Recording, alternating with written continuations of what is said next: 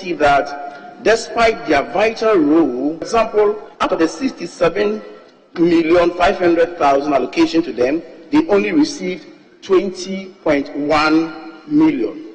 The Speaker, in 2022, the Ghana Ambulance Services made not less than 41,000 cases. In 2023, as at the time they appeared before us, they had made only 27,000 cases. Mr. Speaker, as I have read from the report, out of about 67 million Ghana cedis allocation, they had received only 20 million Ghana cedis. Mr. Speaker, out of the 307 ambulances that were imported into this country, Mr. Speaker, in 2020, about 79 has completely been broken down. They are not operation. They are not in operation. And 12 have been involved in accident. So in all, about 91 of the ambulances are not in operation. Mr. Speaker, if we continue this way, I can assure you that in the next 1 to 2 years, we're not going to have a single ambulance in the fleet. Mr. Speaker, interestingly, once the National Ambulance Service is complaining of funds to even maintain the already existing ambulances, we have ordered about 26 new ambulances again. And out of these 26 ambulances that were supposed to be delivered in 2022 January, only 10 has been delivered as of now, and the rest are sitting in Dubai, Mr. Speaker. Mr. Speaker, again, when we don't have a sustainable source of even maintaining the already existing fleets, we are thinking about importing another 112 new ambulances. Mr. Speaker, if somebody is not thinking about, kickback, what is it that we cannot get money to maintain the fleet we have, but we are still buying more? We are behaving like somebody who is fetching water into a cane basket. We cannot maintain the fleet and we keep buying more. Mr. Speaker, it is very, very, very important if indeed we want to take emergency healthcare issues in this country seriously. What is the difference between the ordinary thief and a political thief? Number one, the ordinary thief steals your money, your bag, your watch, and your jewelry, isn't it? But the political thief steals your future, your career, your education, your health, and your business. Number two, the hilarious part is that the ordinary thief will choose whom to rob. But you are the one who choose the political thief to rob you. Because we choose them. We vote them. We blindly say we are not blind. Who is deceiving who? The ridiculous part of the whole issue is that we will fight to defend and protect our belongings from the ordinary thief. Is it not? But we fight each other to defend and protect the political thief. Is that not what we do? Thugs will be fighting themselves to protect those that are stealing our career, stealing our job, stealing our health, stealing our success. What a shame. If you reach a certain stage in life and there is nobody who can look you in the eye and tell you the truth, you are doomed. And that is where our country has gotten to. We need to rescue this country. Wallahi. And I feel very terrible as a Ghanaian at this time. This country is in serious trouble, ladies and gentlemen. We are in serious trouble. We need to rescue this country, ladies and gentlemen. The presidency has been so depraved, so muddied, so dirtied, that I tell you in all sincerity as a Ghanaian, that I feel terribly sad today as a Ghanaian. We need to rescue this country. Wallahi. Inshallah. Please don't cry. We shall rescue our country.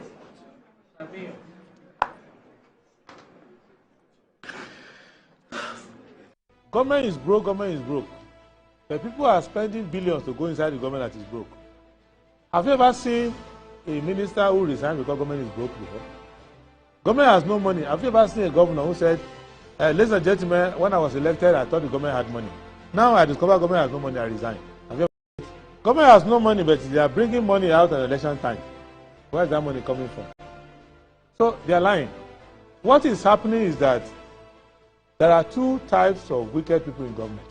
Type 1, they eat current money. Any money they find in government, they will eat it. They are wicked about that one. There is type 2. Type 2, they eat current money and future money. They will say, my term will end next year. When I leave, how will I eat money? Let me borrow money now and borrow money of the future and eat it now.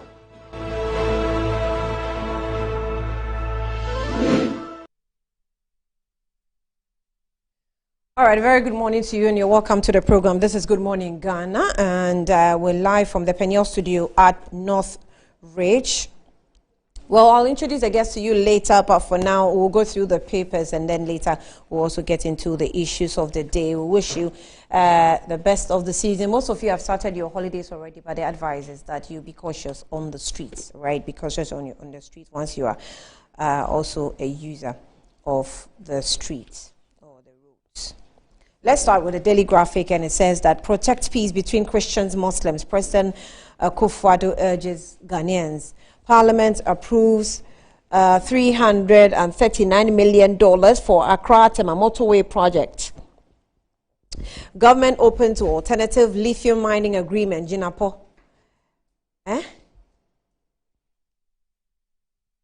Finally, okay. GPCC backs anti-LGBTQI plus bill. Charges MPs to build consensus for passage without delay. Ghanaian Times. EC dispatches voting materials nationwide in readiness for tomorrow's district level elections. President honors 208 heads of state award winners. Lithium deal pro-Ghanaian unprecedented. Lands Minister explains agreement to CSOs. Daily Guide. Let our MP go solo and swarm chiefs. Economy responding to BOG policies. Addison. I'm not lame duck president. Nana Jabs Babing. Louisa Atajiman is NHIA deputy CEO.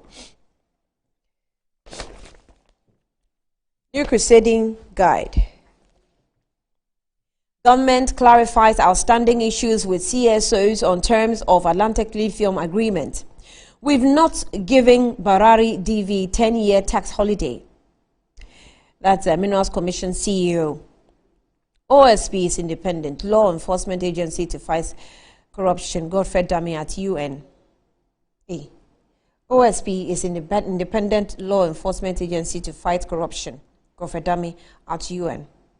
Allow Anodom Pret to go unopposed and swarm chief to NPP.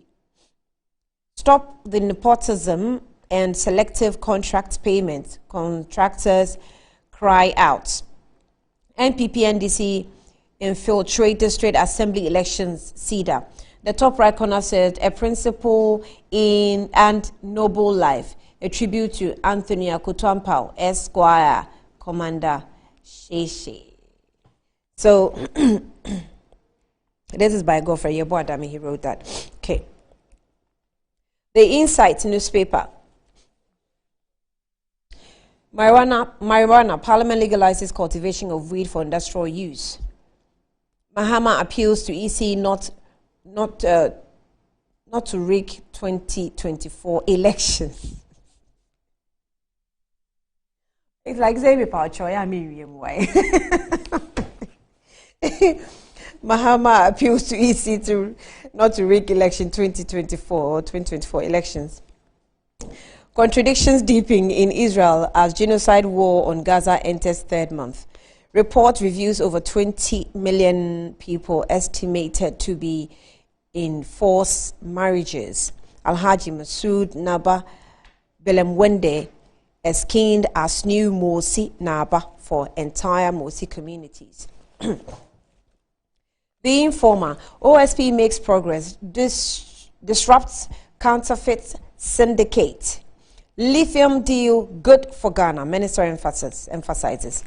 Turning Accra Sports Stadium into concert ground, and it comes with the insert of a picture that shows, a setup for some sort of a concert. MPs blast NSA boss as GRA chases authority for 50 million Ghana cedis tax liabilities. District Assembly elections candidates sponsored by MPP NDC report. NAPO revitalizes MPP Ashanti youth. Top right corner in this issue. Ongoing embrace of digital solutions. Baumia elated.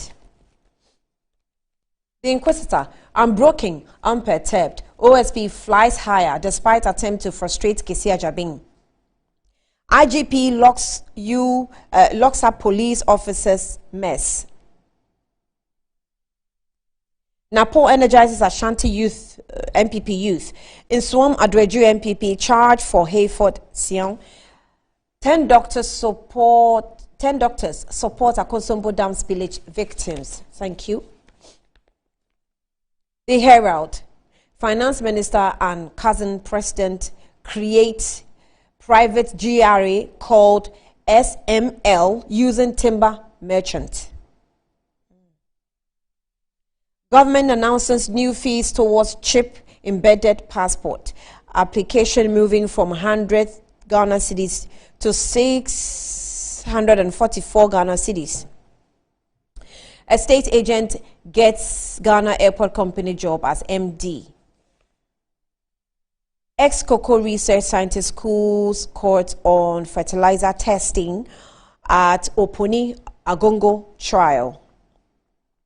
NDC National Women's Wing confident of victory 2024. The Statesman, economy responding to our policies, BOG Governor. LOC sets plans to brand Accra for 13 African Games. NPP NDC takeover 2023 Assembly elections. Development resurrects debate on making election partisan. I think we should just stop the hypocrisy. VIPTOWN successes of digitalization agenda. 526 teacher graduate from the AI Farouk College of Education here.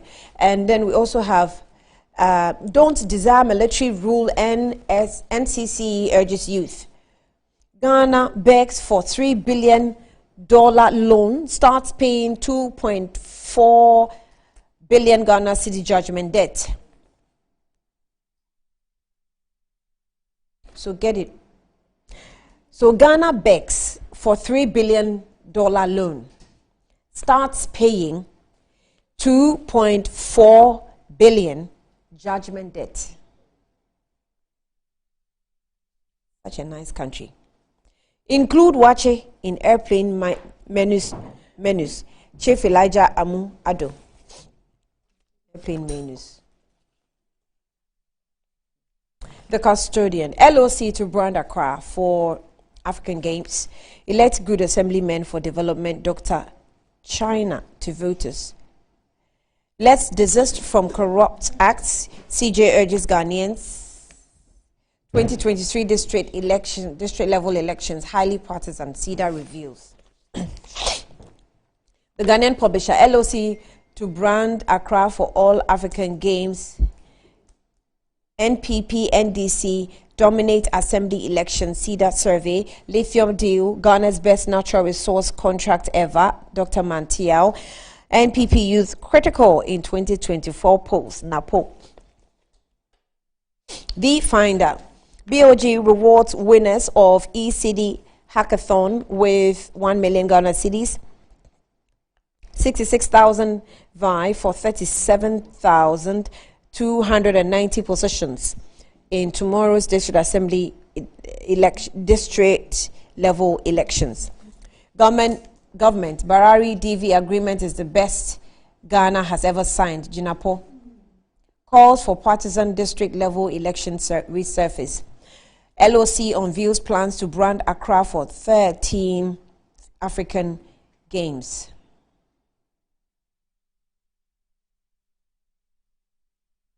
So how about a headline like LOC begins branding Accra?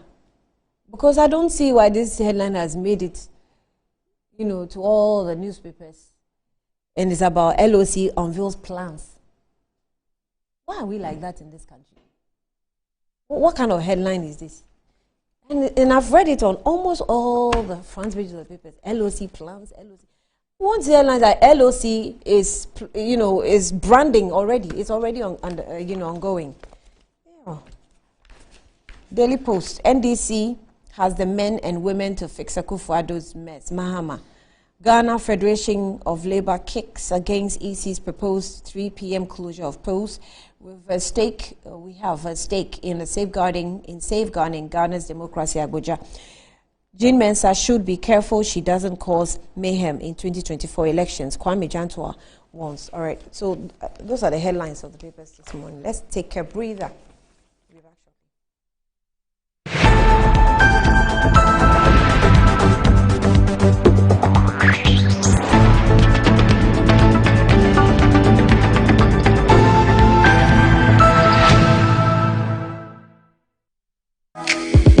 MTN. On my long and stressful days, I long for the refreshing company of my favorite companion. Wow, my favorite.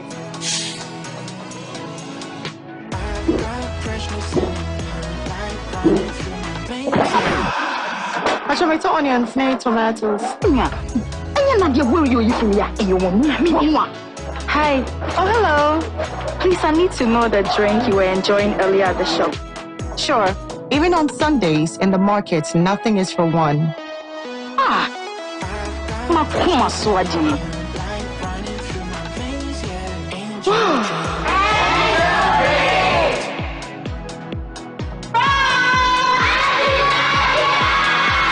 Guess what I brought? A refreshing companion for you and I. My favorite. Angel Drinks. Nyamepe, nyawenejehu. This advert is FDA approved. Anti-cavity, gum protection, brighter teeth, and fresh breath. I'm a fat missy way. Pacho Bantama. Machasi. That's a cycle. It's her smile. The fresh breath. Me, Jidi said we used to Cal 360 toothpaste. Semikai. Cal 360 toothpaste. That's Kia. Cal 360 toothpaste. It's a gum protector. Onim Jom Kasan. Cal 360 did the way. It's cool mint. Gives me fresh breath and your confidence booster. You will see feeling when you know Cal 360 toothpaste. Happy smile. Cal 360 toothpaste, anti-cavity, gum protection, brighter teeth, and fresh breath. Cal, happy smile. This advert is FDA approved. Discover the perfect blend of quality, modern elegance, and affordability with Kingdom Home Real Estate. At Kingdom Home Real Estate, we cater to both local and international clients, offering exceptional housing options in Ebri and Ikropong. Our properties are conveniently located, providing a tranquil atmosphere, top-notch security, and essential amenities such as electricity, water, and backup generators. Our strategic locations offer easy access to popular tourist destinations, all within a 30-minute drive from Accra. Visit us in Ikropong right after the Latte Junction, or in Ebri near the Ebri Girls Senior High School. Alternatively, you can reach us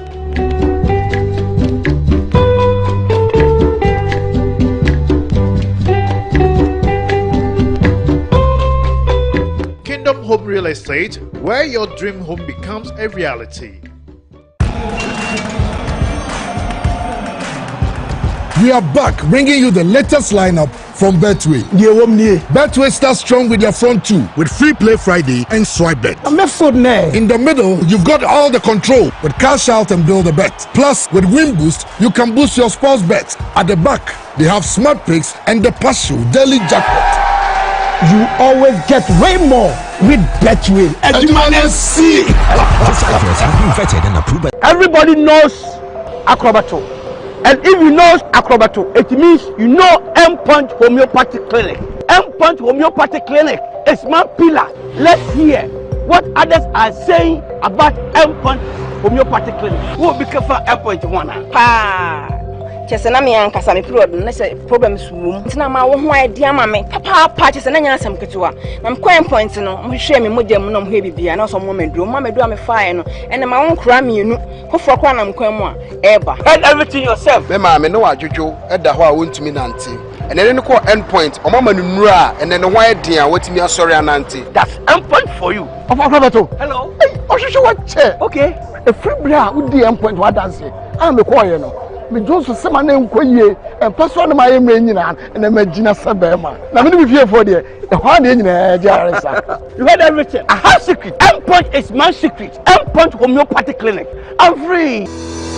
Enjoy the fruits of your labor, they say. But as humans, aging and physical infirmity stands our way of enjoying our mansions and homes. It often becomes challenging, if not impossible, to use our stairways day in, day out. With portable American pneumatic vacuum elevators, PVs, you are assured of unlimited enjoyment of your mansions and homes. It's a self-supported elevator for vertical movement of humans and goods at homes and offices. The original comes in 3 custom-made models with wheelchair accessibility. Call it luxury, but it's a necessary imperative for vertical mobility. Do not let aging or infirmity limit you. Get one for your easy vertical mobility at home. It's affordable and can be installed in just 3 days without modification to your existing building. It's however easier to incorporate it at the construction stage. We also have traditional Fuji elevators and escalators for your high-rise buildings and malls. Visit Lifts and Elevators Company Limited at Sakumono for your elevators nationwide. For free consultation to call or WhatsApp us on 0200-535-515. Lifts and Elevators, the elevator people.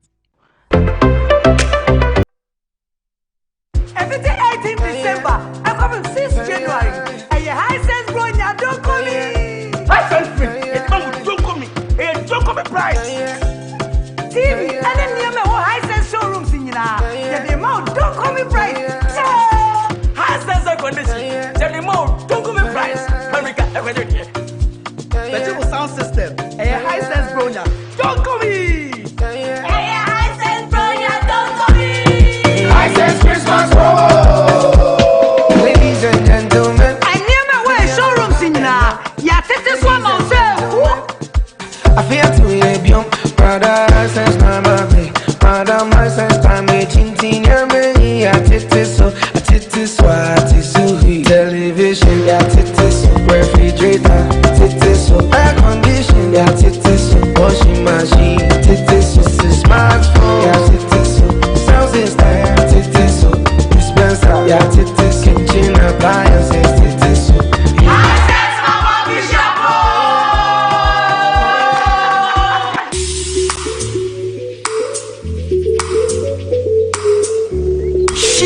Nisro eteye simani sui doctor say me nkoye operation cataract surgery nisro minia ustro sesen sisia Dr. Agawa ama operation ya ye simple krom ha won say sisia de no ABS eno so ne de ABS na chere no anesthesia no bleeding no suture won't na hospital hokra nche obegie di say nra mekoye surgery sa ene se me di ye medwuma na yi se me ni da hokle wow na simple sa o se hospital by no Dr. Agawa's Eye Hospital e bentesa no police station wa Frewen Neya was 0501-534-498 and 0553-019-311. Dr. Agawa's Eye Hospital for eyes like new.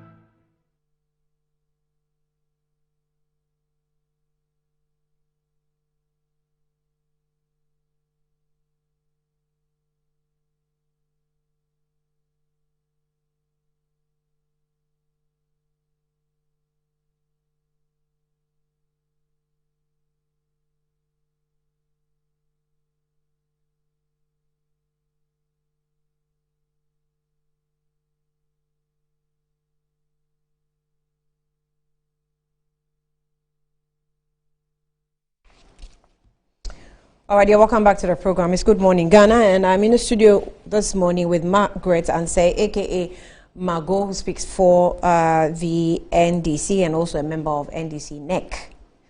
Margot, you're welcome. Thank you for having me, Annie. Thank you for coming. Larat Musa Saka is also Deputy Executive Secretary for the Postal Courier Services Regulatory Commission and also a member of the NPP Communications team. Celebrating her birthday. Are you still in a birthday mood? It was Saturday. So you want us to continue? Okay. Okay. We're in the holiday season anyway. Okay, so we're still in the mood. Your red and, branded T-shirts. Yeah. You like it? You should be in the mood. You love it? I love red. Love the inscription? Exactly what I said. It's the love color. The inscription. Yeah. No, I love where the logo? inscriptions are. The elephant? No, I love where you the don't? inscription is. Oh, really? Yeah. The way you're wearing it and where the inscriptions are positioned. I like really? it. Mischief. Good morning, Annie. Thanks for coming. Thanks for having me. How was your birthday like? I saw a video of you dancing some Jawa moves. Really? On social media. It was so bad. I was dancing You didn't see it? according to my age. It was terrible. The new moves are acrobatics. I can't. I need to keep my bones intact. So let me dance according to my age. It's not all the moves that are acrobatics. Well, your daughter didn't tell you that it was bad. My daughter. Larry, which In one? fact, she hasn't I seen didn't see. Oh, it was bad though. How was it bad? She was proud of posting it. It was so bad. How was it bad, Annie? Annie, then you haven't that's seen what I why have. you need to take a day at a time. Those were my moves. I pulled them off. I was happy about it. If you're not happy, I'm sorry. Annie, I have something for you. You do? We apologize for those moves that Lara posted. It was so bad. Oh my. Annie. So imagine getting rewarded for something that you already do every single day, and that has to do with Momo. So, exactly a Momo season for you to enjoy. So there's something for everyone. Download the mobile app, Momo app, on Play Store or App Store, and Momo Pay for your day-to-day transactions or to the merchant by either through the QR code or merchant ID, and stand a chance of winning 1,000 Ghana cedis weekly and other amazing prizes as well. So as our merchants are also not left out, it says, and receive payments and win. Keep using Momo on the Momo app and get rewarded. There's a lot of exciting prizes for everyone.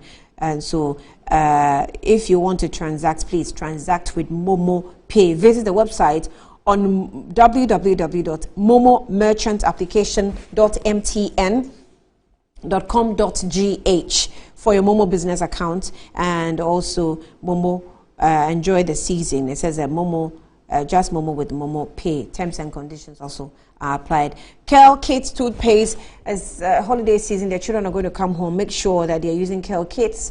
It's flavored with strawberry, making it very, very much, giving it a sweet taste for the children to brush their teeth, so they won't give you wahala every morning in brushing their teeth. So Kel Kids toothpaste also protects the child's gum and cavity for the users. So just try and make them use the Kel Kids toothpaste to give them a strong and healthy mouth with freshness all day. Kel Kids toothpaste also is recommended for children between the ages of 2 and 6. Please take notes. It's recommended for ages between 2 and 6 years. A product from Samara Company Limited, approved by the Food and Drugs Authority. Lift and Elevators also says that enjoying the fruits of your labor is as important as enjoying the mansions of your labor. So if you want to really enjoy the fruits of your labor and you are struggling with your stairs, please use a Lift and Elevator services, as they will take 3 days to install the customized elevator in your home as a and your goods as well. Lift and Elevators is at Sakumono. Just call them on 0200535515 or send them an email to elevators@gmail.com for consultations and best solutions and easy vertical movements. You want to use a Lift and Elevators. Now, Amin Alternative Medical Hospital is also still working. I actually think Amin is doing a 24-hour economy.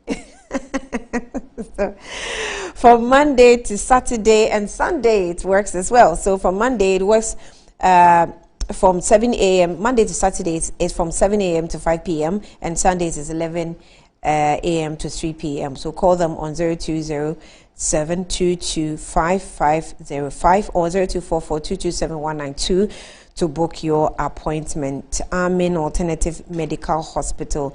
They have the best of medical practitioners from KNUST with a state-of-the-art medical equipment curated for your need as well. The most obscure ailments can be diagnosed and taken care of by Amin Alternative Medical Hospital. It says God is your healer.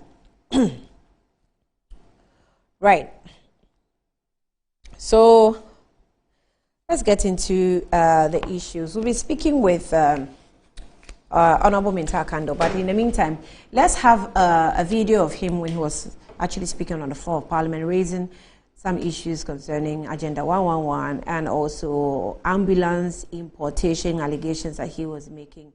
We'll speak to him briefly, but for now, let's just listen to what he said on the floor of Parliament. Mr. Speaker, again, let me take you to the ambulance service. Mr. Speaker, on paragraph 9.11, and with your permission, I read, the National Ambulance Service indicated to the committee that despite their vital role, for example, out of the 67,500,000 allocation to them, they only received 20.1 million. Mr. Speaker, in 2022, the Ghana Ambulance Services made not less than 41,000 cases. In 2023, as at the time they appeared before us, they had made only 27,000 cases. Mr. Speaker, as I have read from the report, out of about 67 million Ghana cedis allocation, they had received only 20 million Ghana cedis.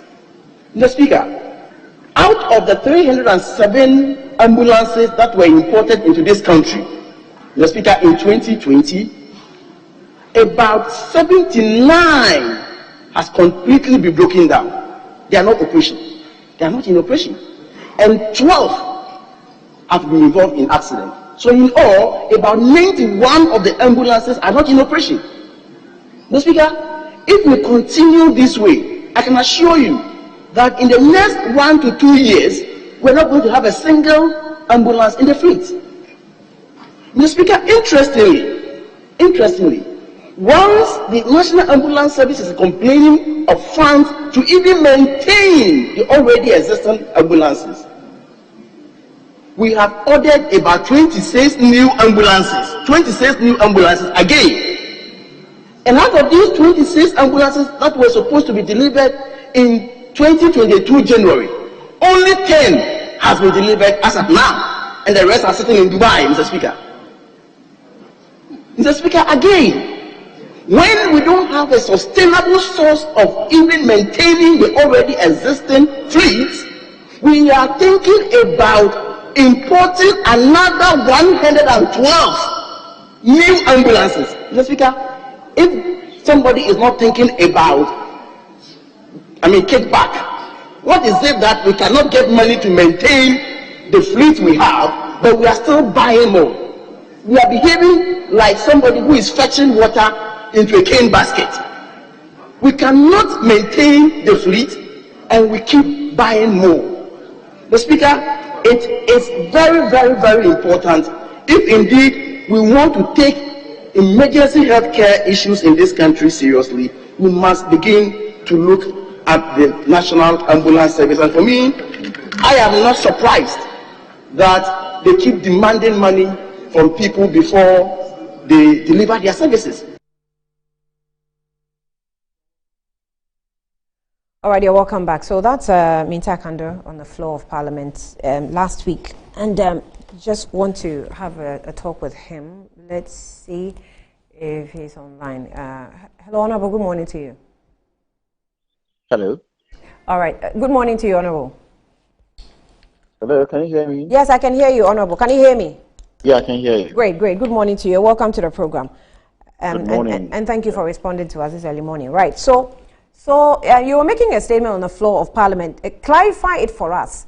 revenue we're expecting to generate and what actually came in, ambulance issues that you raised, and also Agenda 111. First of all, let's start with the ambulance service. What point exactly were you wanting to make? What is happening in National Ambulance Service is very terrible. And you wonder the kind of people who are taking these decisions. One, if you recall, in 2020, we imported about 307 ambulances. And as I speak to you, in fact, yesterday after my submission on the floor of the House, I've made certain revelations. It is even more than 91. In fact, my information is that about 130 ambulances that have been grounded. But for now, I have documents on 91. And so, even I'm sorry, clarified. 100 have been grounded. No, I'm saying that on the floor of the House, I made a point that about 91, in fact, 12 on the floor of the House, I said 12 has been involved in accidents. And then 79 has been broken down, making 91. But after the submission, further investigations has revealed that it is more than the 91. It's actually about 130 ambulances that has been grounded out of the 307. And the main reason is that we don't have money to fix these ambulances. We don't have money. So in 2023 budget, the allocation to the National Ambulance Service was about 67 million Ghana cedis. After the time they appeared before the committee, they had only 20.1 million Ghana cedis. So we don't have a sustainable source of funding for fixing the ambulances if they are broken down. But you see, and this is where I get hurt. I get emotional about. We have imported 307 ambulances.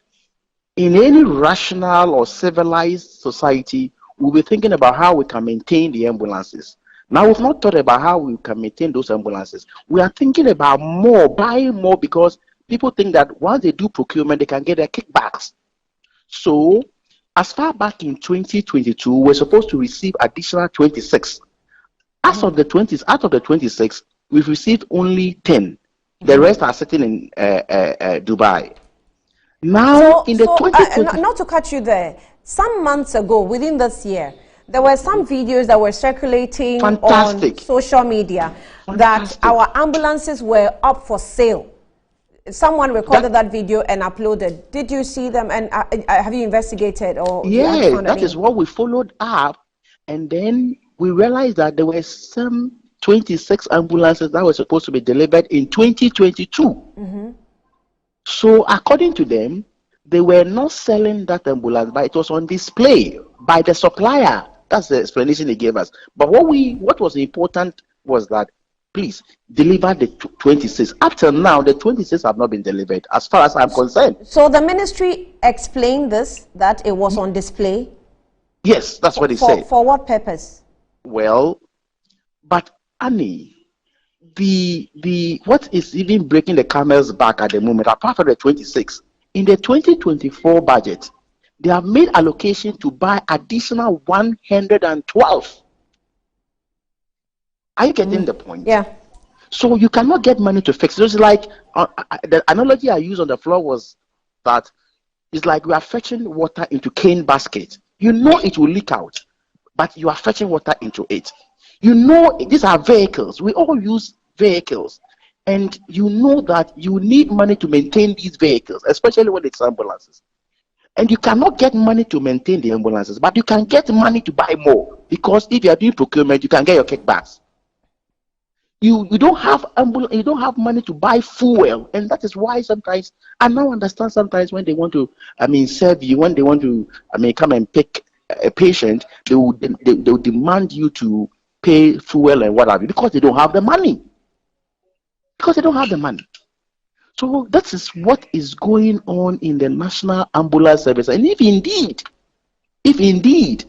emergency healthcare delivery is anything important to Ghanaians, is anything important to our government, we must pay particular attention to National Ambulance Service. What is happening there, my sister, is an eyesore. How about the revenue? What you're saying that we were expecting for it to come in, and then what actuals were received? Yes, so the revenue bit is that, see, when we are doing budget, ministry by ministry, and so then the ministry will be referred to the particular committee. So Ghana Ambulance is one of the sectors under the Ministry of Health. Now, what we approved for them in 2023 was that they should be given about 67 million Ghana cedis, 67 million Ghana cedis. And the 67 million Ghana cedis, that will be for the purposes of running the fleet. They only had 20.1. So Ghana government is not releasing the allocation to them. So they don't have the money to run. And this is the money they will use to buy fuel. This is the money they will use to maintain the vehicles. This is the money they will use, any other thing that has to do with the operations of the vehicles. So the money is not forthcoming. So what are you going to do? Since we have captured this in the budget 2024, the budget has been approved. Are you going to do anything to, fight the tools available to me as a member of parliament and as a ranking is on the floor of the House. That's one of the tools. So we made this passionate debate on the floor of the House on Saturday, and I have seen a number of media houses who have also picked it up, who watch the space, give me, say, 1 week, then we'll follow up again, whether another press conference, another question. We have certain tools available at our disposal. So we use those tools and then make sure that we drum home the point that emergency health care delivery in this country must be taken seriously. So we'll do that. How I do my things. I don't just make noise. Not until I get the results, I will stop. As ranking member on the committee, I expected to hear, something from you when we saw this ambulance in Dubai on display. And then there were ones that were also being used to carry cement at some, time within this year. I think we saw videos like that. I'm not sure if you made any appeal for explanation. I did. Okay. I did. Probably didn't follow. I can forgive you for that. And what was the response you got from the ministry? That is why I told you that, especially when the video was going viral about the ambulance in Dubai, I just told you on this show just now that the explanation the ministry gave was that they were not selling that ambulance, but it was displayed by the supplier. But you see, what is important for me, whenever you are advocating for something, you must have an end game. What is the end result? What do you want? What I want is my 26 ambulances. Yeah. So even if you will sell some and still bring my 26 ambulances, I don't have any problem. So what we are checking and watching, and that is why we made that argument on Saturday on the floor of the House, is that we still know that we need to take delivery of 26 ambulances. 10 has arrived. We are still expecting about 16 or so. And I have taken personal interest. As and when they arrive, we must go and check and inspect them and make sure that we have convinced ourselves that we have all our 26 ambulances in the country. Let's talk about Agenda 111. What point were you also making on that? Okay, so with respect to Agenda 111, there's no commitment before to that, any... Clarify this for me. Is the this hospital that was demolished, what's the name? La General Hospital, is it captured under Agenda 111? No, that's not true. Anybody who told you that La General Hospital has been captured under Agenda 111 is a liar. It's not true. With respect to Agenda 111, La General Hospital, this is what is going to happen. You recall that in 2020, the president himself went there to cut short for the commencement of La General Hospital because we were going to the polls. So the president needed the votes of the people in the catchment area. And they did that because of the political capital. They have no intention to construct any La General Hospital in the nearest future. When I said it, People disagreed with me, they insulted me, but time has vindicated me. Again, as I speak to you now, one, it is not under Agenda 111. That's number one. Number two, there is nowhere in the budget before us that La General Hospital is going to be constructed in the next 12 months or in the next 24 months. It's not true. As far as Parliament is concerned, the money needed to construct La General Hospital is more than 700 million Ghana cedis. If you check this 2024 budget, the allocation to La General Hospital is 150 million Ghana cedis. That is, even if all will be disbursed, they will have 150 million Ghana cedis. So what they are going to do now is that in 2024, we'll be going back to the pools. So they will make sure they release some portion or some amount out of the 150 million Ghana cedis for the contractor to go back to site and then pretend as though they are working. So, I mean, throughout 2024, you will see some number of people at site, but they don't have money to complete the project. And this will span into, let's say, 2027.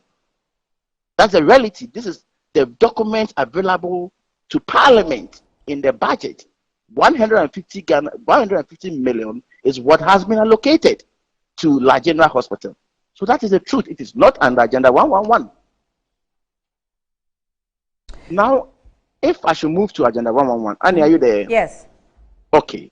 So this is what is happening in Agenda 111. Clear deception. Clear deception. What is happening is that quite recently I saw in CNSRI, and when they came to Parliament, I told CNSRI that if he has been asked to advise the president with issues of health, he must advise the president and advise the president well. Because, Annie, Agenda 111, as far as their budget is concerned, they have spent about $250 million. Now, the amount needed to complete the Agenda 111 is another $1.4 billion. I hope you are listening to the figures very well. Right. Now, the allocation made in the 2024 budget for Agenda 111, which is under GIIF, is somewhere in the region of 1 billion Ghana cedis. So if you convert this money, if you convert this 1 billion Ghana cedis and add it to the $250 million, you are in a region of about $350 million. Now, this $350 million at most can finish only 20% of the Agenda 111. Only 20%. So as we speak now, what they need to complete the Agenda 111 is $1.4 billion. And per their own records they submitted to Parliament, they don't have that money. The only semblance of allocation to Agenda 111 is under the GIIF, which is 1 billion Ghana cedis. 1 billion Ghana cedis. And if you add that 1 billion Ghana cedis to the 250 million Ghana cedis, you cannot even go beyond 20% of the Agenda 111. So what I suggested to them was that if indeed they meant well for Ghanaians and they wanted to do something to improve the health sector, they could have rolled this program in phases. So if you know that, look, I have money for only, I have set out to build, let's say, 100 hospitals, but I have money for 20. So let me start 20 and finish and put it to good use for Ghanaians to benefit.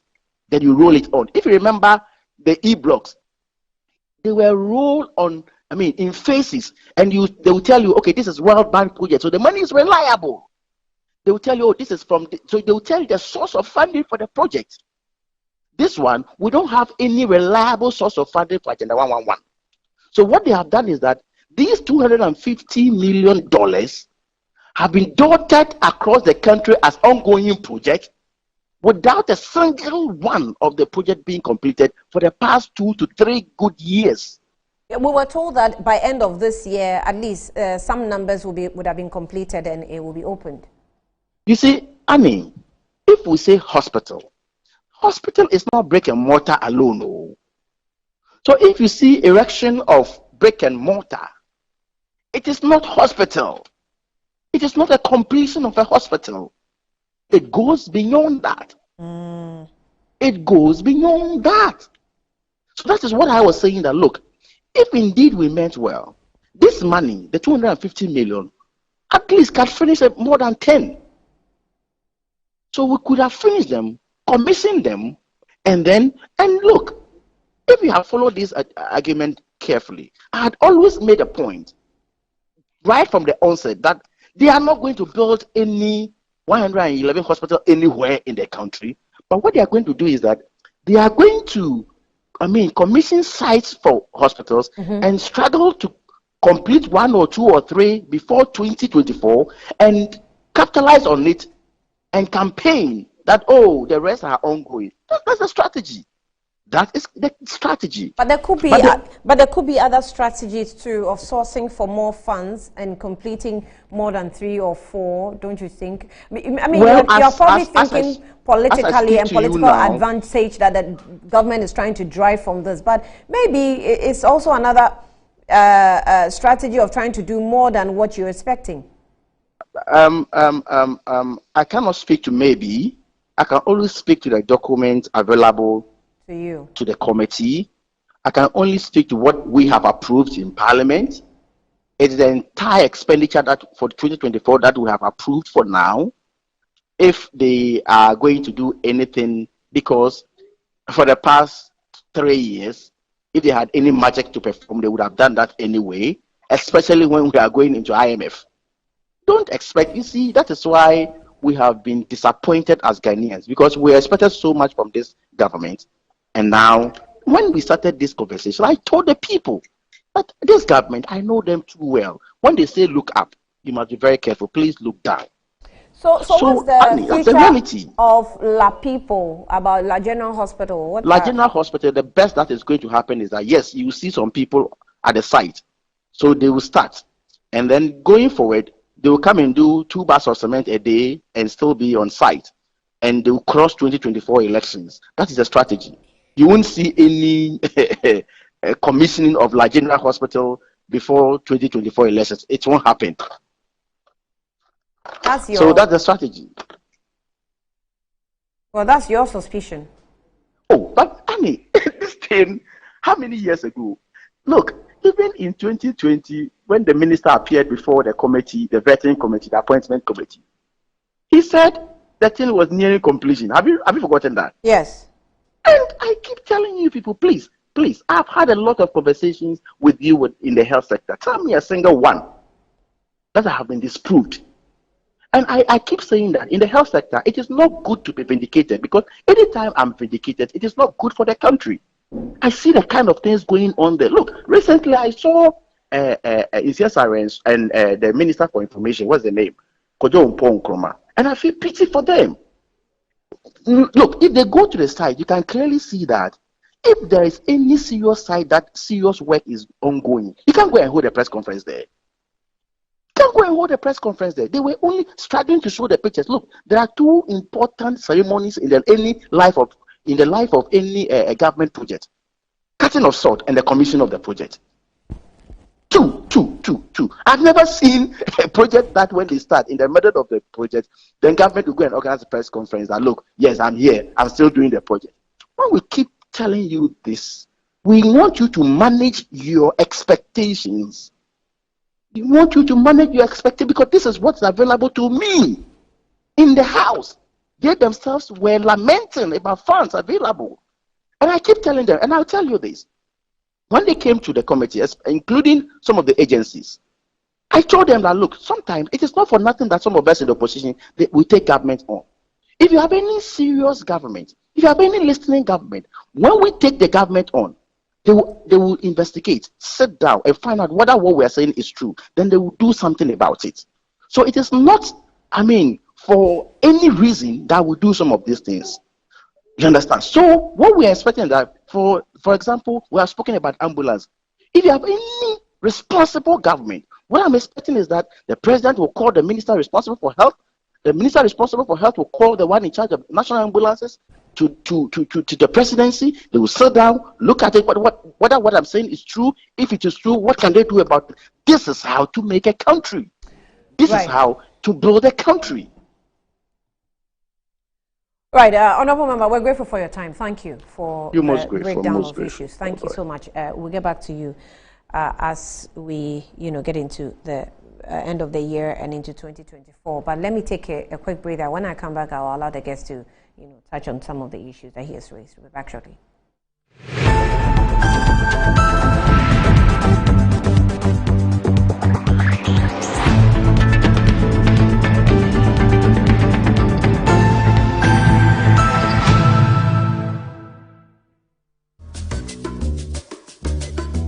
Pascal is showing his boss the efficient new technology they've installed.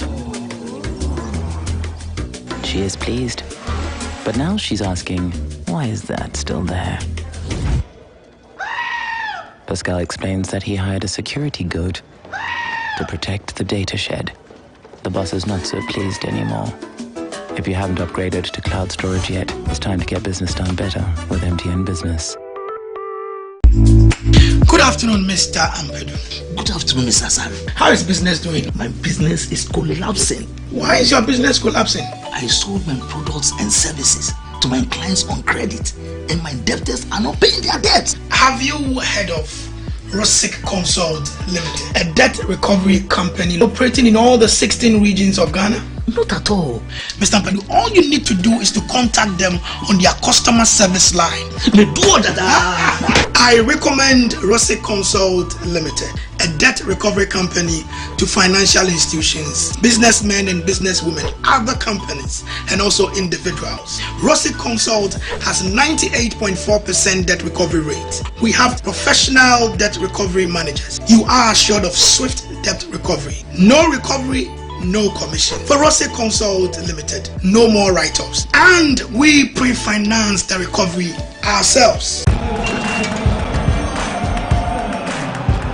We are back bringing you the latest lineup from Betway.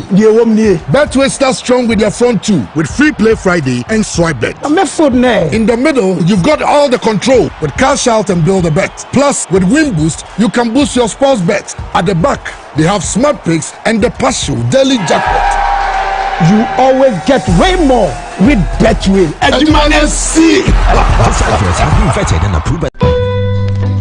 Discover the perfect blend of quality, modern elegance, and affordability with Kingdom Home Real Estate.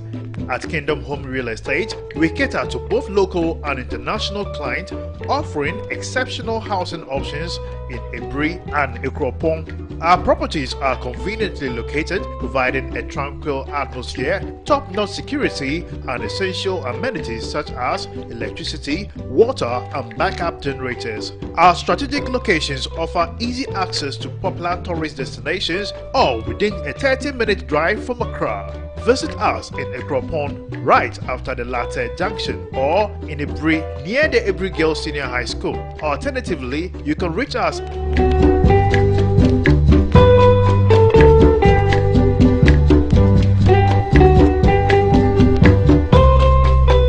Kingdom Home Real Estate, where your dream home becomes a reality.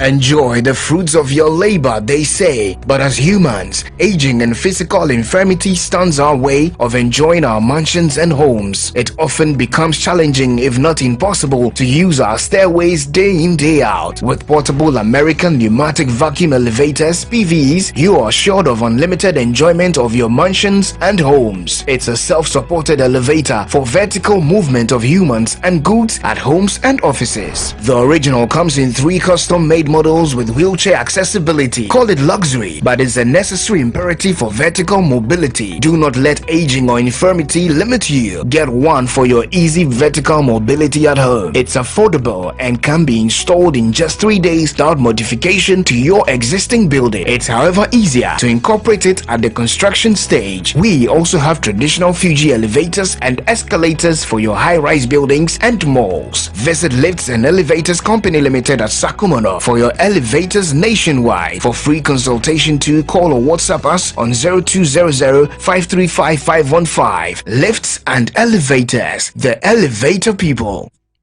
Ready for something refreshing and great tasting? For your kids' enjoyment? Angel Cola. For your graduation enjoyment? Angel Cola. Beach hangout? Angel Cola. For all your refreshing moments? Angel Cola. For your parties, get-togethers, events, and celebrations, enjoy a chilled bottle of Angel Cola. Radio Grandma, today is your day. Over to you. Thank you. Enjoyment Cola. The Enjoyment Cola. Enjoy all your moments and fun time with Angel Cola. This advert is FDA approved. Over 18 years in business, Appointed Time Printing Limited has delivered quality service to some of Ghana's well-known brands. With our equipment capacity, we are able to deliver 1,500 pieces of polo and t-shirts in 1 hour. This is only possible with us. For retailers and wholesalers, we offer for sale high-quality polo shirts and t-shirts in different colors at affordable prices. We have a one-stop shop for all creative designs and billboards, 3D signages, flexi banners, car branding, stickers and posters. Locate us at the old GNTC building near Swansea Shopping Arcade, Accra. Contact us on 0501 454165, 0501 454167. Connect with us on Instagram, Twitter and Facebook at Appointed Time GH. Appointed Time Printing Limited. Our printing is a... For over 20 years of serving the world with herbal and alternative medicine, we've been successful in treating complicated medical conditions with a perfect combination of herbal and alternative methods of treatments like homeopathy, naturopathy, reflexology, and many more. We deliver excellent and effective service to people from all walks of life through scientific and traditional means. We have a well-equipped laboratory with advanced diagnostic and treatment devices to help detect your illness so we know the right medication to be given. At Amen Scientific Herbal and Alternative Medical Hospital, we are proud manufacturers of our own herbal medication. Our zeal and passion to save lives with our patients at heart and outstanding achievements since 1996 has won us several awards. That is why we say, go herbal, go Amen. We are located everywhere in all the regions. Amen Scientific Herbal and Alternative Medical Hospital. Allahu Shafi, God is the healer. Customer. Nadabena minka, me trapa papa. Me try 10 Ghana. 10 Ghana. 10 Ghana cedis. Na no dia, say na obenya. 10 Ghana cedis no. Me dia. Maybe 54,000 Ghana cedis. 54,000. 540 million. Yeah. We are the one na me try me di you. Skase. Yeah. And then I giga ade tina we. Tina wa boki. Draw no na sa no we. Mami mi volume.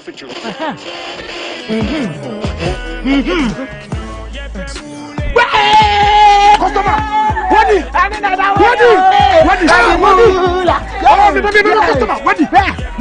One of our daily lucky winners. Dial *946# to play now. Or you can also play online at www.gamepackgames.com. Game Park is regulated by the National Lottery Authority.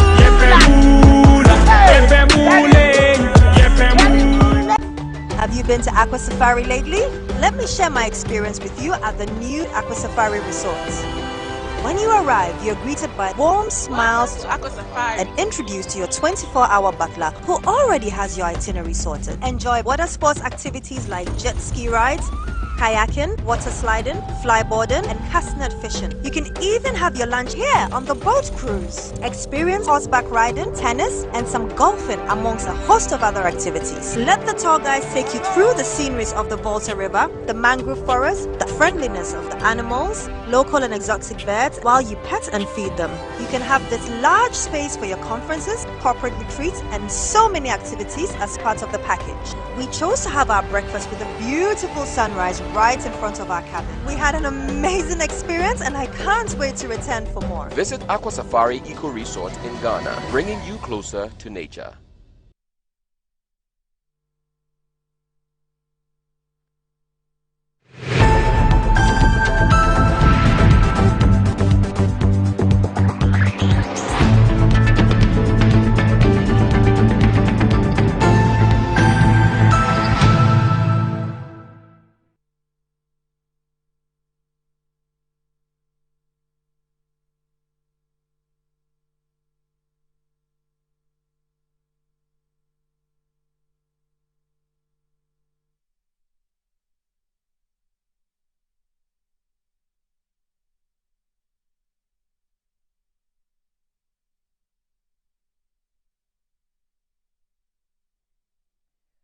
Welcome back to the program. It's Good Morning Ghana, and so I'll get to the guests pretty shortly, but let me just remind you that Game Park Game Limited is asking you about what you understand by being a tycoon, and that is because they have the moolah, so you want to play the game with them.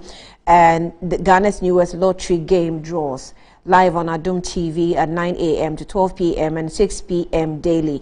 And also, you also pick up your phones and tablets and computers and download the game app or the Game Park Games app on Play Store. You can also play on the website at www.gameparkgames.com by dialing *946# on all networks, and you can also play. So choose the numbers from 0 to 9, and it's easy to play.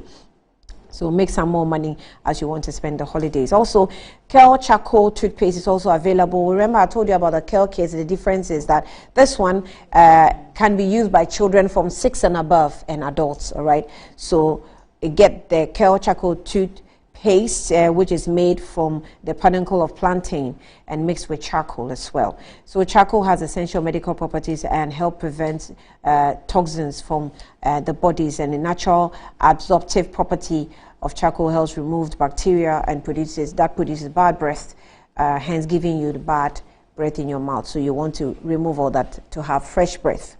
Kel Charcoal toothpaste have been formulated and produced under strict hygienic conditions with the necessary production protocols that have been approved by the Food and Drugs Authority. Okay, so consult the Kel Charcoal toothpaste,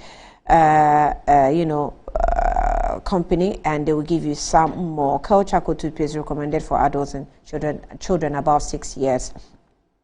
And there's another, product from Samara Company Limited. Kel Charcoal toothpaste, Happy Smile. Anju Cola is also available this season. You grab the mango, the peach, the apple, lime. All flavors are available, and you want to use it for your events. It's refreshing, invigorating, and exciting. And produced by Adonko Soft Drinks Beverages. Call them on 0244-832286 or 0507-878-668. Terms and conditions are applied. And also, those of you trying to get into real estates, if you want some houses or estates, please. Kingdom Home Real Estate provides quality and affordable housing facility for sale, and our facilities are located at a serene environment of Ekwapim Ekropon in Ebri, with the best weather conditions, with 30 minutes drive from Accra, and provide more than touch of comfort. We who come from those areas, we know we can brag, yeah. It's a very serene and cool environment. You can have fun there if you are tired of Accra. So with a numerous award, including Outstanding Customer Service Company of the Year, of course, the Kingdom Real Estate is available to give you the best of service. They're surrounded with lovely tourist sites as well as the Botanical Gardens, Boti Falls, Safari Valley Resort, etc. Pay 70% up front, and the 30% will be spread over 2 years for you. They're located close to Ibri Girls SHS Ekropon, and the Ekropon right after the Latte Junction. Call them on 0559-761144 or 0555-621611, or visit their website on www.kingdomrealestate.com on our Facebook. I know most of you want to buy some houses. Contact the Kingdom Real Estate. Makers Electronics is also available, and if you are looking to putting some appliances at home.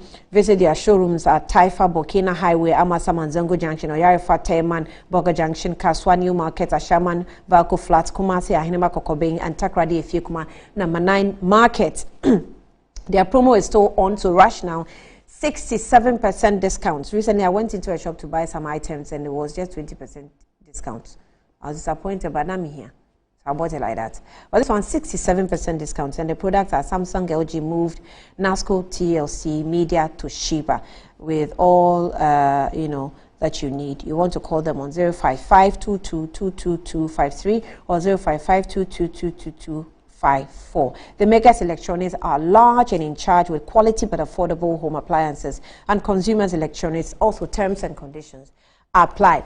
Now, so we've gone through the year with a lot of things: health, education, economy, a lot. And I started with health by speaking with Honorable Akano, who raised some sensitive issues on the floor of Parliament. And it looks like it's a cyclical problem that Ghana goes through. We don't have money for something, but we try to budget for it, and then we have big dreams. It's good to dream big, but sometimes even in the university they will teach you smart objectives. You have to be smart about it. So these are the issues that the ranking member on the health committee raised on Parliament, which is what we spoke to him earlier on about. Let me come to Larato. I remember I've had a Agenda 111 discussion with you before on the platform this year. And it seems to be coming up again. I'm sure you heard what the MP said.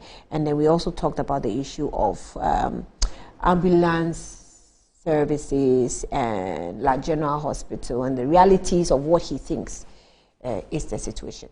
Aratu. Annie, good morning. Good morning to our viewers. And Annie, I mean, this obviously must be put on record. That is an ambush.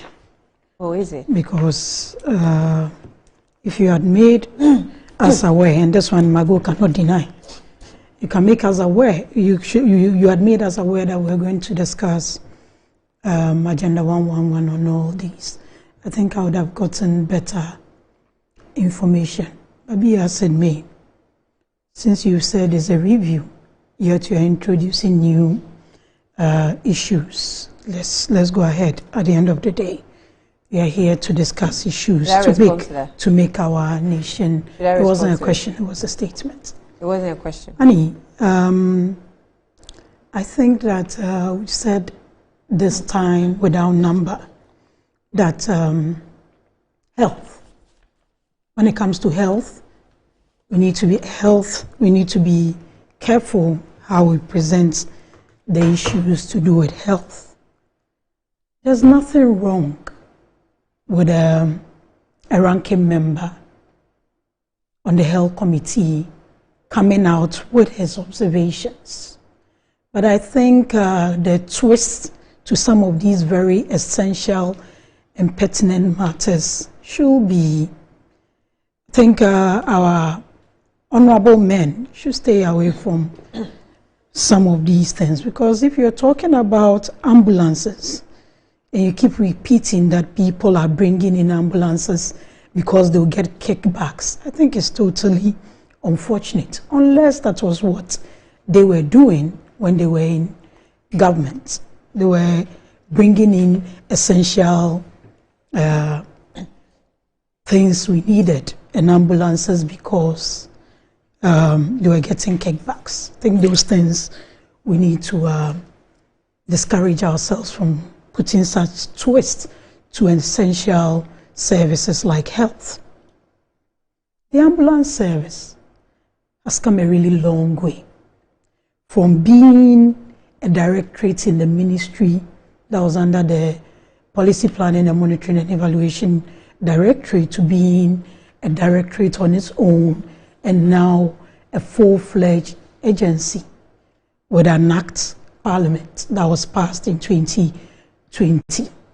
So we've come a long way with emergency and pre-hospital care. That is the main mandate of Ghana Health Service. And for the purposes of reference and for the conversation we were having, the NDC, when they were in government, had a plan of bringing in 600 and more ambulances. I should tell you the quantum of ambulances we need to run our pre-hospital care. And this was made known when the current flag bearer, then the vice president, was presenting 50 ambulances to the ambulance service. The ambulance service started with some 40 or 41, around 40, 41 ambulances when it started. In 2012, he was presenting 50 ambulances to them and made it known that there were plans to bring in 600 ambulances within the 4 years. But we all know the issue of ambulances that they brought in is still in court as we speak, based on an act that was caused by an approval that was given by their current minority leader for the payment that cost, that is alleged to have caused financial loss to the state. Then fast forward comes the Nana Addo Akufo-Addo and Dr. Bawumia led MPP government. 307 ambulances. Every constituency was given an ambulance, and some critical, accident-prone roads were allocated some ambulances. So if you remember, some of the highways that were prone to accidents were also allocated ambulances. I mean, these are vehicles. These are machines we run. Our maintenance culture has always been an issue in this country, and it's something that we all need to look at critically. But vehicles having accidents, breaking down, is not the best situation that we all expect. But if my checks, that's why I said if you had let us know that we're going to discuss it, these are not information that we can not easily get. And I was also thinking that it would have been fair having people running these institutions, after talking to the ranking member, would have been fair to speak to the managers of the institutions that were in question. I think going forward, let's do that, because I've done that. They're not picking up. You've done what? I've called. They're not. Who did you call? I can't mention name on there. No, but it's fair to call. There are people who are managing our institutions. Is there anyone who has spoken to you now that he's Come ready again. to I've been speaking. How can I speak to anybody on No, site? maybe they have texted you. Nobody has texted me, but I thought the way you got the ranking member, and it would have been fair, unless the person refused to talk. But you calling the person now and saying they didn't pick, I don't think it's fair. I believe the ranking member knew he was going to talk on set, so he was ready for it. If those people you called and you said they didn't answer, knew they were going to talk, but this is something that needs to be taken up. But whichever way. He was responded, he was contacted this morning. All of them were contacted this morning. Okay. And what was the feedback from That's why the I said that they managing? didn't pick, but he picked. Who did you call? I'm Did you not call going to someone mention- from the I'm not Ministry going of to- I've Health? called 2 people. Or I'm did not you going call to- someone from ambulance service? Yes. Did you call anybody from Agenda 11? Stop the Secretary? stop the interrogation. It's just fair. I've told you I'm for not us going to listen mention to the people. No, but I'm not that going to do mention this. their names that I called this person now. Okay. Yes, for a reason. I mean, I can't put it out. But I've called the ambulance service. 2 people from an ambulance. And nobody service. Picking. is picking. Okay. It would be good to know the names of The so we person I'm can looking ask. for is the health minister. Come again, and you called the health minister I and haven't didn't called reach him. him. Actually, I haven't called him. Okay, because so you haven't last week I tried called him. reaching the health Yes. minister. Last week I That's called him. fair. He didn't pick. That's fair. No. So ambulance service, nobody can underscore the importance of it. But that's what the figures he's putting out there in terms of the ones broken. That's the more reason why. Because I remember in 2021, 2022, he earlier on had a record that he Yes. had 12 in accident, 79 broken down. But even after his parliamentary statement, he now did his further investigation that, proved that 130 rather are all grounded. So he earlier had about 70. I don't think the ranking member saying he did his investigation, I think is unfortunate that a ranking member on health committee will be saying he did his investigation. Parliament calls heads of institutions all the time to answer questions. We are in the budget period. Committees are meeting institutions. We were there last week to meet the communications committee. And what are you going to hide from the committee? So for a ranking member to say he did this investigation, someone who is privy to all documents, someone who virtually scrutinizes the budgets of all the agencies under health, to say, I think I find it very hard to believe. Because I don't think committee will write to ambulance service and ambulance service will not provide information. And there are quarterly reports, annual reports, unless he's alleging that the ambulance service is underreporting or the ambulance service is not providing information to them. For a ranking member to say that he did his investigation, I think it's what's wrong with doing his investigation? Unless he thinks something untold. But the ranking member, like he himself said, has a lot of avenues as a member of parliament and a ranking member to on the health committee to ask all the questions. He doesn't need to go doing his own investigation unless he's using investigation in another context. Well, what are you saying? That he shouldn't investigate? Are you saying he shouldn't investigate? No, what I'm saying is, unless he's using investigation as a context, my understanding of investigation is trying to get information that you don't have access to. But let's so if he wants Parliament receives reports from the health ministry, which is broken down to all the institutions under the health ministry. So they have all the statistics in Parliament. And if you compare what budgets presents or what we budget to do maybe in the next year, in the next 6 months and all, if you do your checks and balances, you know that they don't tally, which is what he's doing. So when you do that, then you also have to go behind the scenes. Checks and balances with what? I mean, we all listen with to what? him. With data presented to Parliament, he says that we have my understanding we of have what 26 ambulances that have not been brought in. And if you are a ranking member on health committee, there were 26 more that were supposed to be brought in. And they are not in Out yet. of the 26, 10 have come. And they are not, No, that's what he said. No, we have 26 more to come. And 10 have come in out of the 26. No, that's not what he said. That's what he said. No, we have 36. 10 has come. 26 is yet to come. And out of the 26, if you see some displayed in Dubai, won't you be worried? Annie, maybe you want to explain to me my understanding of what and this is no mean person. And we have, this is not someone, a random person. Yes, and I'm this saying is that the ranking member on the health. ranking member of health yes. is in a good position to advise you that we have 26 more that are supposed to come. Advise who? The 26 have not come in, but we have captured in our budget to bring in more ambulances. Yes. Why are we not working in 2021 or on the others that have not come in yet? 2022? Annie, that's what I'm saying. If you had made us know we're going to discuss it, it would have been easy getting information. But in 2021 or 2022, Parliament approved some 100 ambulances to be added on.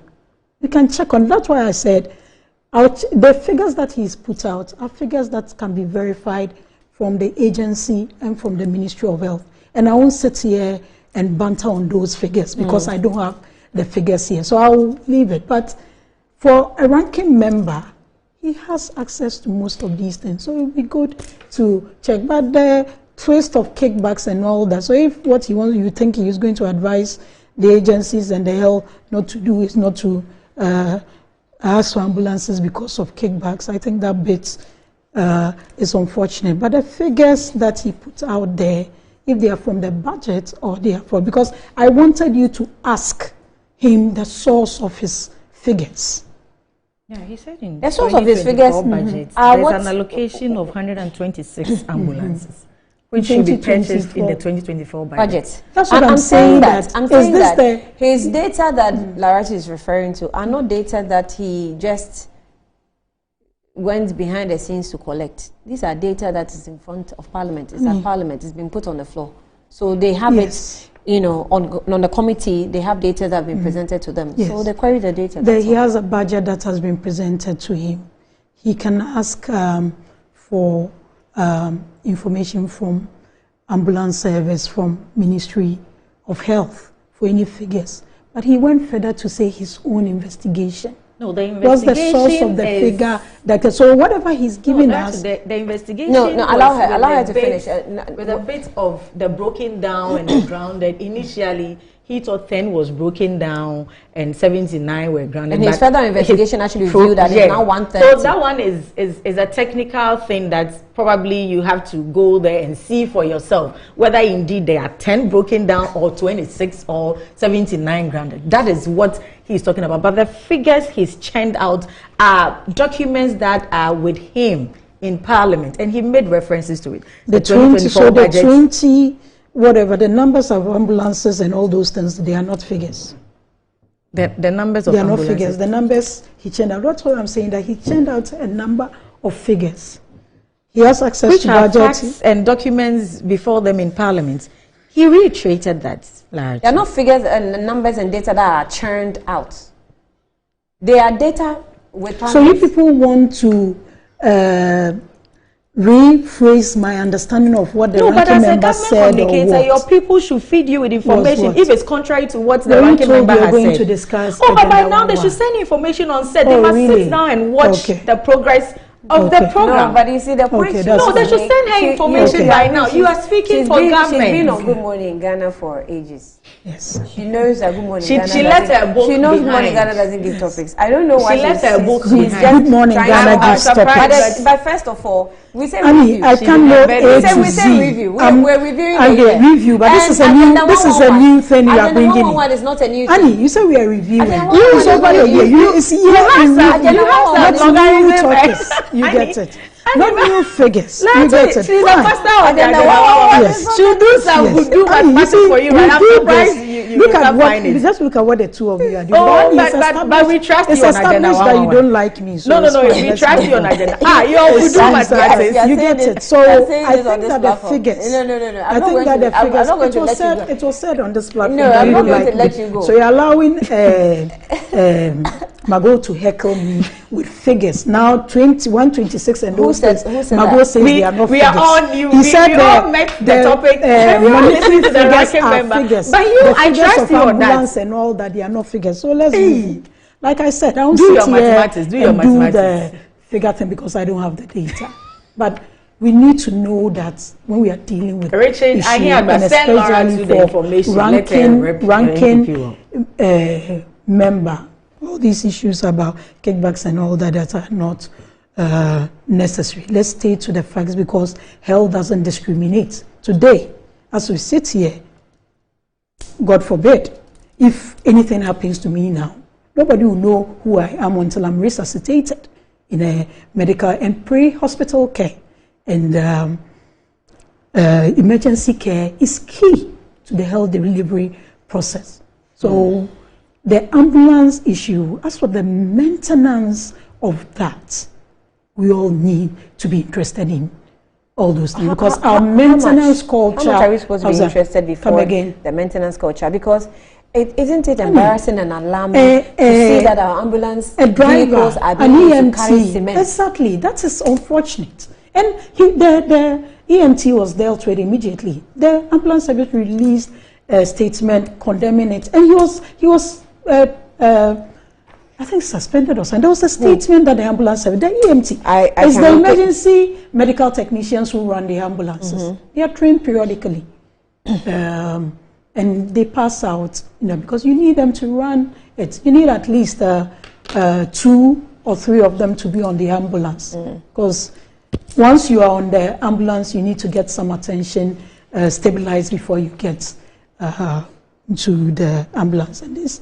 307 that came also gave a big boost to maternal health care. This year alone, we've seen ambulances being used to carry cement. We've seen some on display in Dubai. They said it was just on display, not on sale.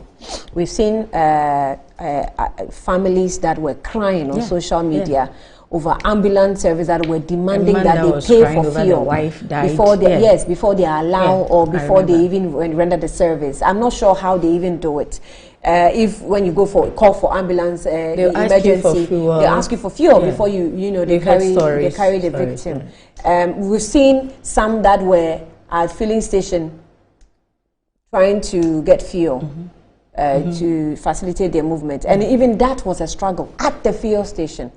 So it's not just a suspension of somebody. There was anybody who was suspended at all, but there's you're talking about someone using ambulance to go and carry cement. I mean, how can an individual who knows that ambulance, you are trained, it's not like you are just any ordinary driver who is put on the ambulance. You are an EMT. You understand infection control. You understand the nature of the vehicle. How selfish can you be? How indisciplined can you be to use it to go and carry ambulance? The best that can be done is lay that person off or suspend the person or reorient the person. I don't think that becomes an issue that the ambulance service is not functioning well. It doesn't mean that. A service that started with 41 ambulances was giving some 50 in 2012, now has over 297 and counting. Because at a go, even if we take those ones that over 200 and something, if we are going to have a conversation, and I think that is what the ranking member needs to be pushing if he's really passionate about. He's not talking about the things that he's talking. When they meet, what does he do? Because listen, my institution like this, when we went to meet the committee, my institution is IGF capped. And it's one of the constraints for us. We made a case at it. The committee members equally saw a reason with it, and they are going to make that recommendation. What recommendations has the ranking member been making at committee level? All those things are important. It's nation building. It's all of us. You get it? You are there as ranking member on health. What recommendations have you been making? You are not a member. You don't wake up in the morning and come and sit on TV and say people want to bring ambulances in because they get kickbacks. Is that what you were doing? That was not the main issue. You said it more than twice. Let's go to agenda 111. Let's go to agenda 111. I think you are even being very offensive when you say that he wakes up in the morning to come with that whole phrase. It's not fair.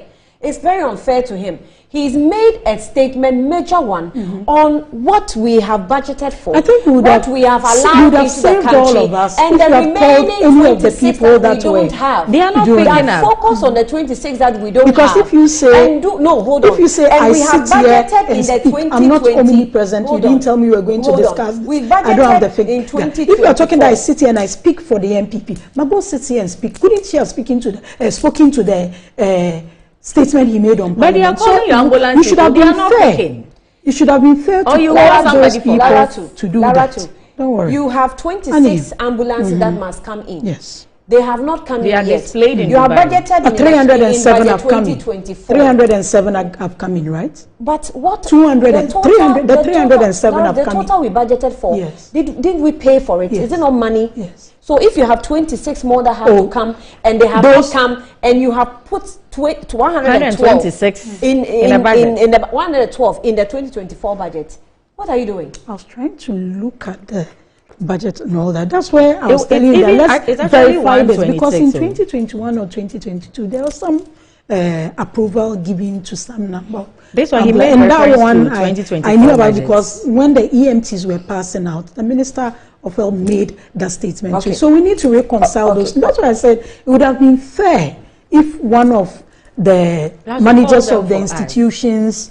had been called to also throw some light, or even a member from our side, on our side of the committee was also called to go. On the health committee. Okay, because they have access to all this information. So for agenda 111, I mean, Agenda 111, in one breath, the ranking member says there's allocation under GIF, which is technically GOG. In another breath, there's no source of funding. So how do we reconcile that? As for Agenda 111, Annie, in November, I think it was the chairman of the Health Committee made a statement of Parliament when there was a debate that by May 2024, we'll have some 50 of them. And just a couple of days ago, I saw one, and this is easily verifiable. Okere, right? Okere is a district 2. Yeah. Right. You should see the level of work of the Agenda 111. And this is a district that was created in 2018. So in 4 years, if they are going to get such a big boost to their health delivery system, these are the things we need to talk about. If you go to Palbe, I was there, I passed there, I think Palbe is in the Northeast Gonja district. I mean, some progress have gone there. It's not like anybody went to show anybody a site and left. When you go to North Gonja district, Daboya, I personally went there a couple of months back. Work was progressing steadily. You get it. So these things are easily verifiable. You see, I like what you're saying. Yes. He's saying that you don't put a little amount of money and thinly spread it across the country on many projects when you can actually limit yourself to about 1, 2, 3, 4 hospitals, because building a hospital is not just putting the bricks and the blocks up and saying that, oh, the building is done, then we built a hospital. No, you have to fit it, you know, and make it what's it called, usable as a hospital, a standard hospital, before you can call it a hospital. But what government has done now, the amount of money available for us to use to build hospitals, we cannot even finish one this year and go into 2024 and say that you have built hospitals. That's the point he was making. Do you get the point? Said? I don't get what you said. Larry, we need can I come in? No, yes. you are not going to. She's done with Agenda 111. No, I'm not explaining to, but at least I think I heard my ranking member very well. There was a huge, like you both speak propaganda language, so you understand it. There was a huge gap in our health delivery system. You know, curative health services. I mean, district hospitals do preventive and curative. You get it? In the wake of the challenges we're having with COVID, it was obvious that most of the districts in this country, and we are going back to we're not having, and that was affecting health delivery in this country. What was the solution? The over 80 districts that didn't have cholera should be given a standard this information already. We know this information. It has started. There were a few that had issues. The 6 new hospitals to also new regions to also boost it. So this package was put together to boost it. Along the way, you all know the funding challenges we had. Nobody really. Do you know what we're likely to face? If you tell me, you see how when governments come in, they abandon projects. If you tell me, what we're likely to face is, I remember the last time I spoke with Mr. Nsiasari, he said that there were about 50 or so that were in different stages of completion. What we're likely to face is that if we're unable to complete these projects, they are likely going to be white elephants, and we'll waste the money and abandon them in the bushes. That's what's going to happen. No, but President Mahama has promised to complete all abandoned projects before beginning new ones. But that's the more reason why we don't pray they come, because they have the tendency of doing that. We have promised. Annie, good morning, and good morning to your viewers. It's to the year 2023 under review. That's why this is a new topic. Don't worry, I know we are reviewing the year. And Annie, I know Ghanaians have done so well. I heard other people saying that we must be given certificates for surviving 7 years under such clueless, wickedness, careless, coupled with arrogance governance. So Ghanaians have done well. I think these statements are fair. Ghanaians have done well. The words we use are fair. We must be rewarded. Annie, this year has been a year of scam to me. Annie, Ghanaians have been scammed. Planting for Food and Jobs is a scam. Agenda 111, one district, one ambulance is a scam. Year of Rose is a scam. Turning Nima into Villaggio, building hostels for Kayayo are scam. Going abroad with Ghana card, building sky trains. All citizens must have bank accounts. No village or community in this country you have water or toilet issue is a scam. Serving our free SHS students with hot chocolates every day is a scam. One district, one factory is a scam. Wait. Serving hot chocolates. It was part of their promises. The member said. Serving hot chocolates. For SHS students. It was one of the promises. They are going to serve them with hot chocolates. One student, one laptop. That was the promise. Even that one is also a scam. But the chocolate one is a scam. One district or one constituency, $1 million is a scam. Moving from taxation to production is a scam. Making Accra the cleanest city in the first 100 days is a scam. Annie, it goes on. We will never go to IMF is a scam. Arresting the dollar and the key and lock is a scam. Annie, and you know how it feels if you are being scammed. This year has been a year of scam. And we are asking Ghanaians that they should keep enduring and have patience. And as Hannah the prophetess and Simon the prophet were in the church praying 60 years for Maranatha, for Jesus to come, we are urging Ghanaians to keep praying. Praying so hard that God will hold this country in one full peace for us till we wait for His Excellency John Dramani Mahama in 2024, December 7, 2025, January 7th. Annie, Agenda 111, ambulance. Our ranking member spoke, and he spoke with facts and figures. He spoke clearly. There is no ambiguity or whatsoever in what he said. The point is that Lartu agree that we have a maintenance culture as a country. And his point is there has been budgetary allocation to the ambulance services. Unfortunately, they haven't received all the funding to maintain our ambulances and to work effectively for Ghanaians as it has been envisaged. He's only asking that release the money so that they can maintain the vehicles. I have watched videos on your broadcast media and other platforms where people were crying. They lost their wives, they lost their children, they lost loved ones because they called ambulance services and they had to go and look for fuel, call them to pay some money for fuel and all that. And we have heard all that. It happened. And for us to release the money government has allocated to them, I think in the budget, in the 2022 budget, they were allocated 667 million Ghana cedi, but only 20.1 million was given to them. And how well can you use this money to maintain the service? So if we are having challenges in maintenance culture, I think government must be partly blamed because the allocation of 67 million and giving them 20.1 million, they cannot do much with it. And besides that, we cannot maintain what we have. Over 100 has been grounded out of the 307. And Annie, in the 2024 budget, there's an allocation of 126. So all that the NDC minority and our ranking member is asking is give the service the monies allocated to them to maintain the ambulances, and also make sure the few that we have are working effectively before you give another approval to purchase over 100 more.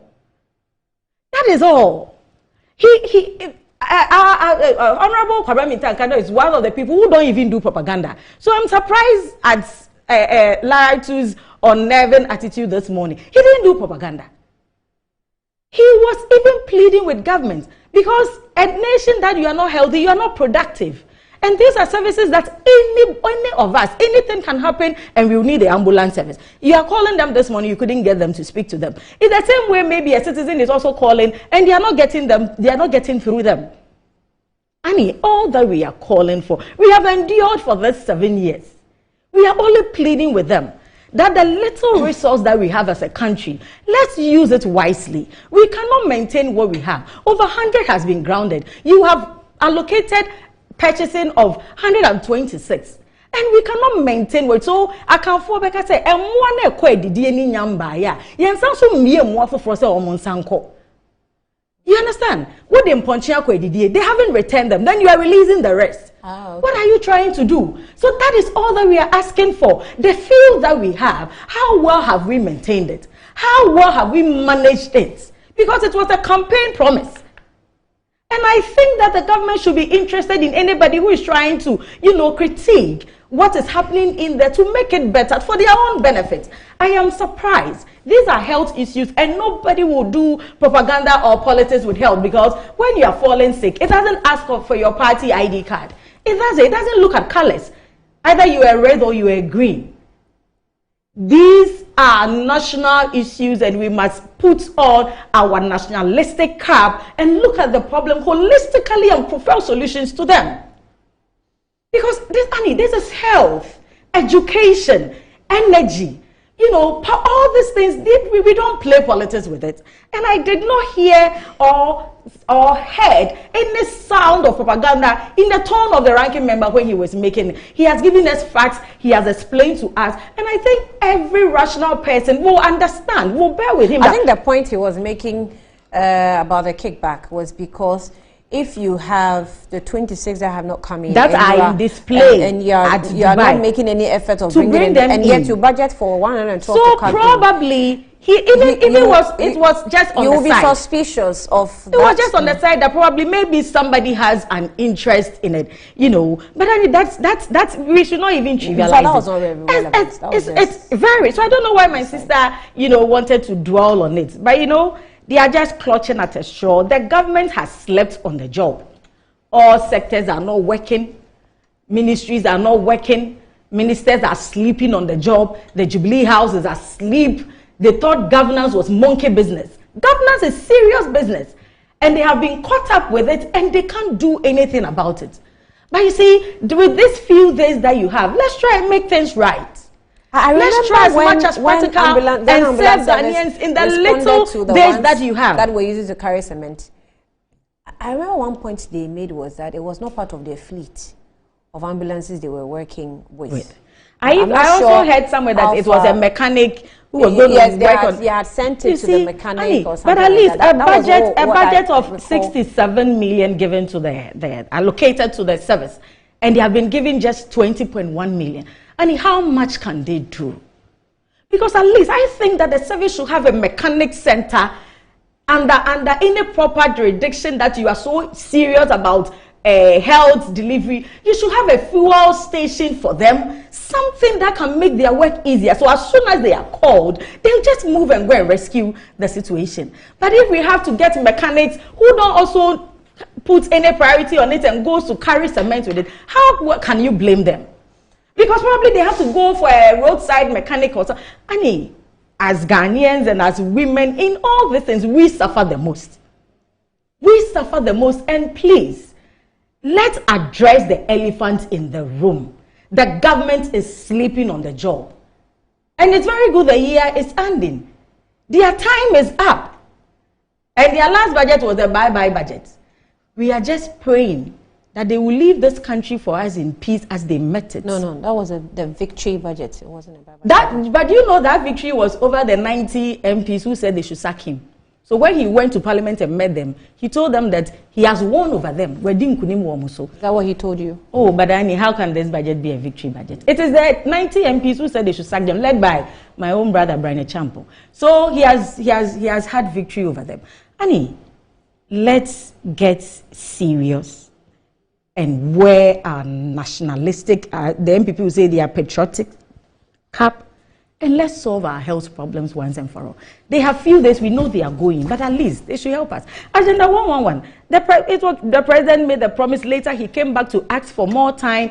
This La General Hospital thing, as you clearly asked for him to clarify whether it's under because we've heard some of your communicators saying it's under Agenda 111. That it has been put under Agenda 111. But today, according to the documents and facts before them, it isn't. Annie, La General Hospital is captured on page 144 of the 2024 budget. Is it under Agenda 111? It's not under Agenda 111. It's under the national budget. Made that it's under the. It's in the That's what I'm saying. That's why I was asking the source of the fact. So there's a document here. But it is not under Agenda 111. Mr. Speaker, government has renegotiated the contract terms of the 160-bed La General Hospital project and will now be funded through the national budget. The contractor is expected back on site next week. And Annie, you know, with the La General Hospital, the first sword cutting, the cost was around 68 million. The second sword cutting, the cost is around 50 million. As to why the reduction, whether the currency has appreciated or whatever. I mean, we need explanations to all these things because health matters are not issues that we should joke with, especially as women, because we suffer the most. It is very important. He said the least we will need is about 700 million Ghana cedis. That is from the ranking member. What has been made available in the budget. But the documents on the sword cutting, the first sword cutting on the project was 68 million. Why do you keep referring to and the second sword cutting was 50 million? The Minister of Health himself was there to talk. There is a statement in the budget. Why do you want to go back and speak about things that you can't verify? These are parliamentary facts. This is the document. These are the budget. Yes, it's the budget. So why do you? There's a statement. But you have the budget. You should have told us if everything is in the budget. The reason why do you want to go back to sword cutting in what? But when you went to cut the sword, you gave us the figure. Is this propaganda that is which was 68 million? How many weeks ago was the budget? How many weeks ago was the budget information? It was said that expected. You as the fourth estate of the rent. Have you verified this? Hold on. When was La the first sword cutting? When was La General Hospital? Was 68 million. The news is you don't know when it was demolished. 68 million. The first sword cutting by the president himself was 68 million. So you want us to go back? No, the second sword cutting is 50 million. Yes. So Annie, you see, I remember. The what is your understanding of renegotiating? When was La General Hospital demolished? What is your understanding of renegotiating? So when someone comes to say that you did this for vote buying, or you wanted to scam the people to vote for you, the person may at a certain point be true. Might be telling the truth because that is from the benefit of history. You are exhibiting it. We are going into an election. This is a government that benefit of history. Yes. This is a government. You say we shouldn't refer to them. But for the benefit of history, you should. But if you are a government and you are in office for 7 years and you keep mentioning President Mohammed, you have business in office. No, but what's the point? You don't have business in office. But is he not the NDC? Have I mentioned he's the face of the NDC. So in 7 years in government and you still want to talk about President Mohammed, then you have no business at all being in power. Talk about you today, we'll talk about you tomorrow. Talk about what you have done for Ghanaians. Up the country. Talk about what you have done for Ghanaians. You are scamming the people. It takes a scammer to know a scammer. You are scamming the people. It takes a scammer to know a scammer. So you went to school. So if the president say, I will tell Nima to Villaggio, do I need to go and do someone is something you do I need to go and do a special course to know that the president lied to the people of Nima that he wanted to turn it to Villaggio and 7 years down the lane they cannot even distill Odo River? Do I need special course in security or go to the US Army of War or School of War to go and learn how to detect a scammer? When you tell us you will feed us, I don't need you give us hot chocolate. To know that they scammed us with one-time premium. They scammed us with 200 communities. And you are they scammed us with 10 community, 10 colleges of education. So you are equalizing the scam. 7 good years. You are equalizing the scam. No, government. 7 good years. If you are equalizing, they gave some 500 and some 500 and something promises. They couldn't even fulfill. Annie, MPP is in office for 7 good years. You want to take us back to 2016? Yes, you see, you have no business in office. But unfortunately, sometimes, you see, the lesson that I have learned, you know, the year and the review. One thing that I've learned as a you see what I was telling you about the propaganda? Oh, she didn't address the issues that the ranking member raised. She is deliberately doing this. But Annie, the point is that as a Christian, there's one thing that, yes, if God wants to humble you, he gives you what you criticize. Dr. Baumia criticized President Mahama every level, every sector with infographics, photographs, what graph. And they were given what they criticized. And Annie, we are here. Their own IMF that they said we will never go to IMF, that the other scam. The IMF management board told them to reverse our gross to GDP ratio to President Mohammed's time. which was 56%. And even that, the IMF is telling them that it will take them 3 years to get there. So all the brats, I can force us, they were not do and right, all the brats, all the talking, God gave President Nana Addo and his best man, who has turned into a yes man around him, the opportunity to govern us, and this is where we are. Okay, let's turn our attention on the economy. Like I said, we're rounding up the year. Started with health. Let's get into the issues of economy. Last week we had some reports on inflation going down or dropping, and the governor has actually claimed that as the economy responding to the policies that the government put in. So on the front page of Daily Guide, it says that economy responding to BOG's policies Addison, and it's on page 9. So maybe there's something to smile about, knowing that we have really gone through a lot as far as the economy is concerned. One thing that people actually forgot is that in 2022, the finance minister warned us ahead of time in Parliament. I remember that clearly, that 2022 was going to be a hard year for us, a tough one.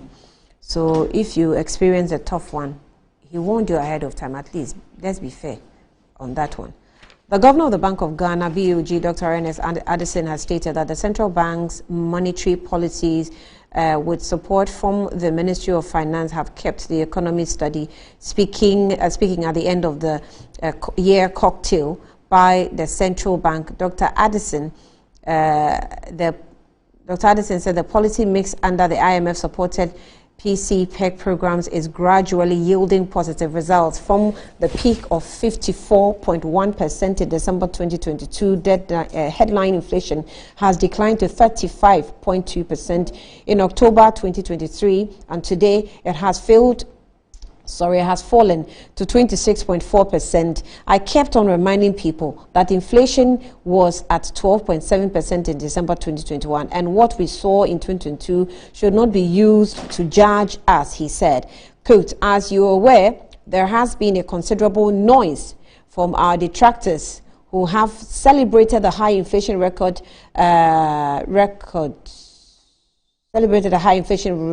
in 2022. Today, we are vindicated that inflation in 2022 was just a blip, and we're quickly returning to where we were before the crisis, he mentioned. Dr. Addison added that the country's external sector position has also improved in the year, alongside some build-up in foreign exchange reserve buffers, which has provided some stability in the foreign exchange market, adding that high-frequency economic indicators monitored by the central bank has also continued to improve, signaling a likelihood of outperforming the GDP growth projection of the year or for the year. He continued that the financial sector has remained relatively stable and sound amid series of shocks in the past 6 years. Prudential data in the years to October 2020 show profitability of banks has remained a relatively strong, and capital adequacy ratio adjusted for the regulatory reliefs was also higher than revised prudential minimum, he stressed. So, Laura too. This was in the midst of. And which governor is that? The one building pensioners still struggling to have a little money at home to support their lives. Right now, they are on life support, I can tell. In the midst of Gold Coast Fund customers who are still on the streets, claiming that the finance minister has also indicated that he used about 26 billion to collapse the banks.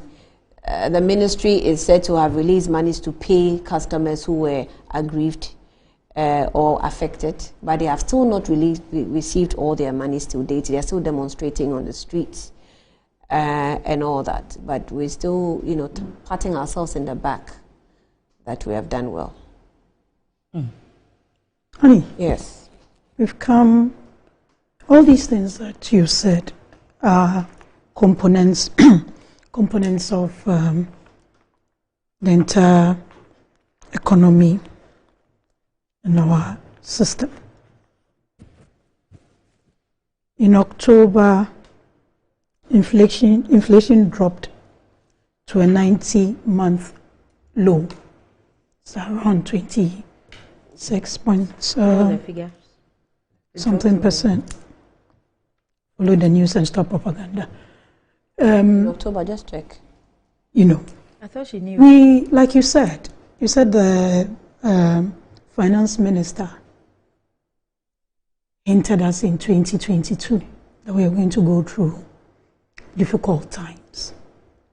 We also had, with some of the phrases that were used, we were not for a period, and even now, we're not in normal times since we started dealing with the pandemic.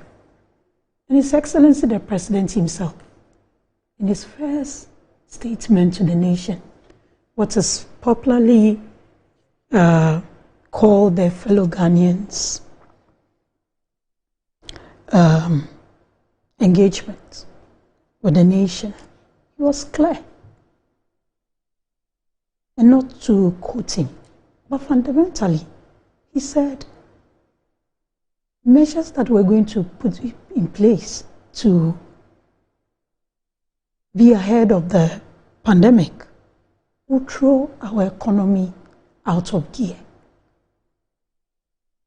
So all these warnings came in.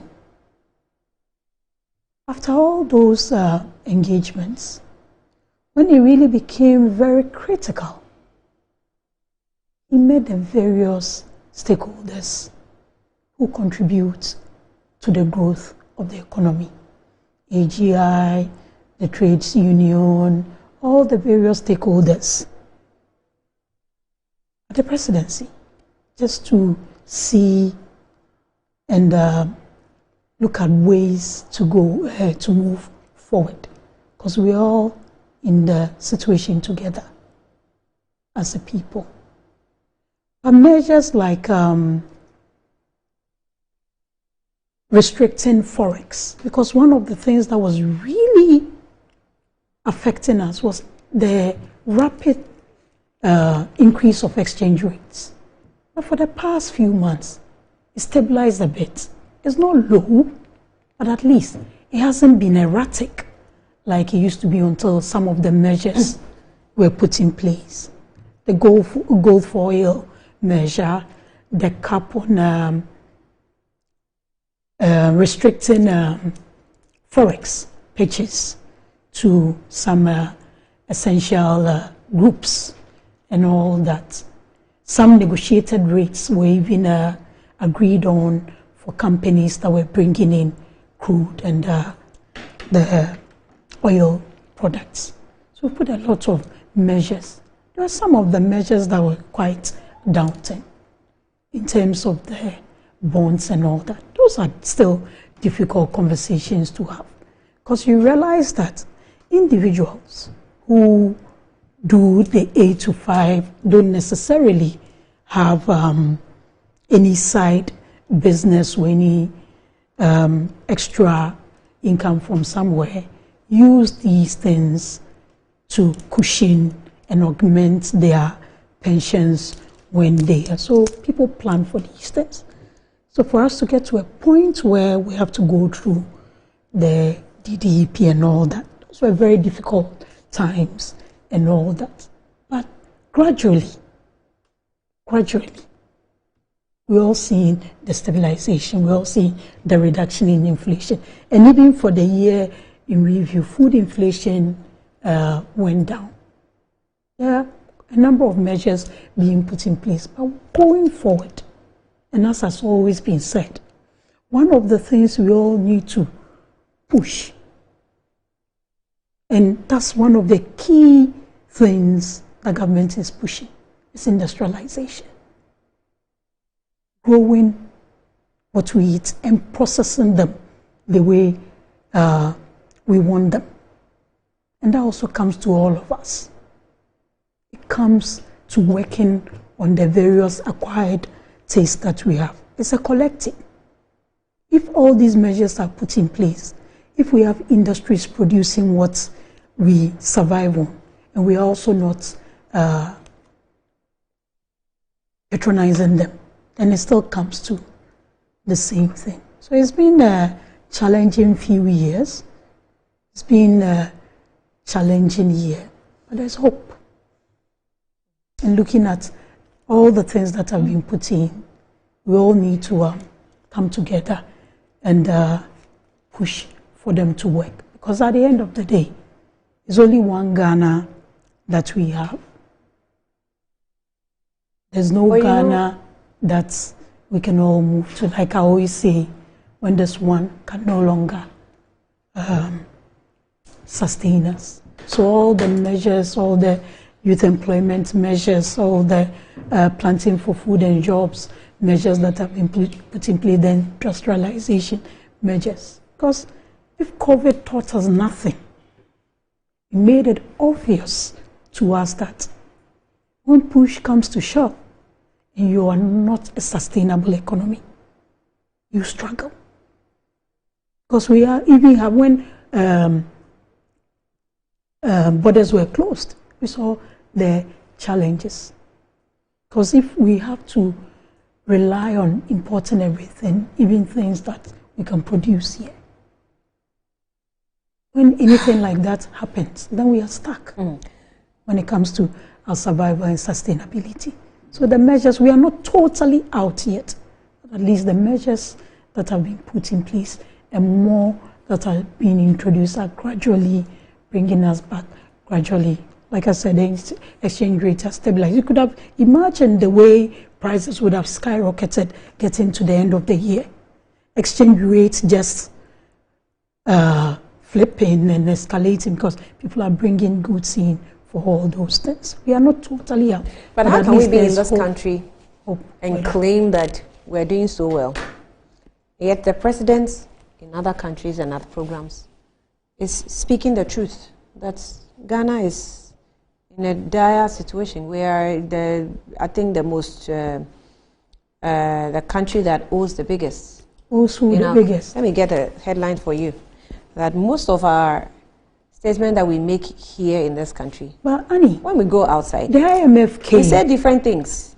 So you say that the people, when the IMF came for we underestimate how people understand the situation, or how people even appreciate how they are affected by the economy, or we're just deliberately acting like how are we acting? Who doesn't know we are in challenging times? Who doesn't know we are in difficult times? But when you're in a difficult time, you keep looking back. You need to encourage people. You need to sell hope. You don't need to keep drumming the pain in people. It doesn't work anyway.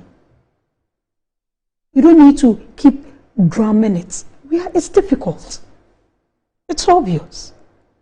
It's difficult, but do we always have to? We need to sell hope. At least let people see that some of the measures that we usually use to measure these things, our exchange rates and our inflation rates, they all be worked on. The same person who announced the 50-something% is the same person who is announcing the 26%. You get it? So that should tell you. No, what I'm saying is, even if anybody is going to do propaganda and say, oh, the figures are being, it's the same person who has been giving us in the past few months. Make sure that every month we know what the inflation rates are. Bank of Ghana also gives us what the exchange rates are.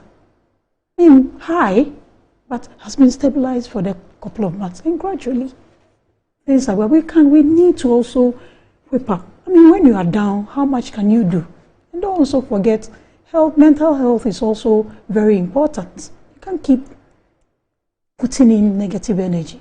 But all the figures that we did, if you read the report that came preparing up for the second tranche, and also some of the debt relief proposals, we corroborated all the figures that are being put out by the managers of the economy. All right, let me have Lara Margot. So I don't misquote the president. I'm trying to get the headline correctly, but you go okay. ahead. I think I agree with Larry too on let's give Ghanaians hope. And in giving hope as a PR person, we are taught that the reality must be closer. You don't put the reality far away and grant hope to people. You rather kill them by doing that. So the realities are times are hard. And in the Bank of Ghana, the governor's statement, I heard somewhere he's saying he has been vindicated. Where is the vindication? Annie, the 5-liter gallon of oil, vegetable cooking oil, that we used to buy 40 Ghana cedis, is now over 200 Ghana cedis. Yes.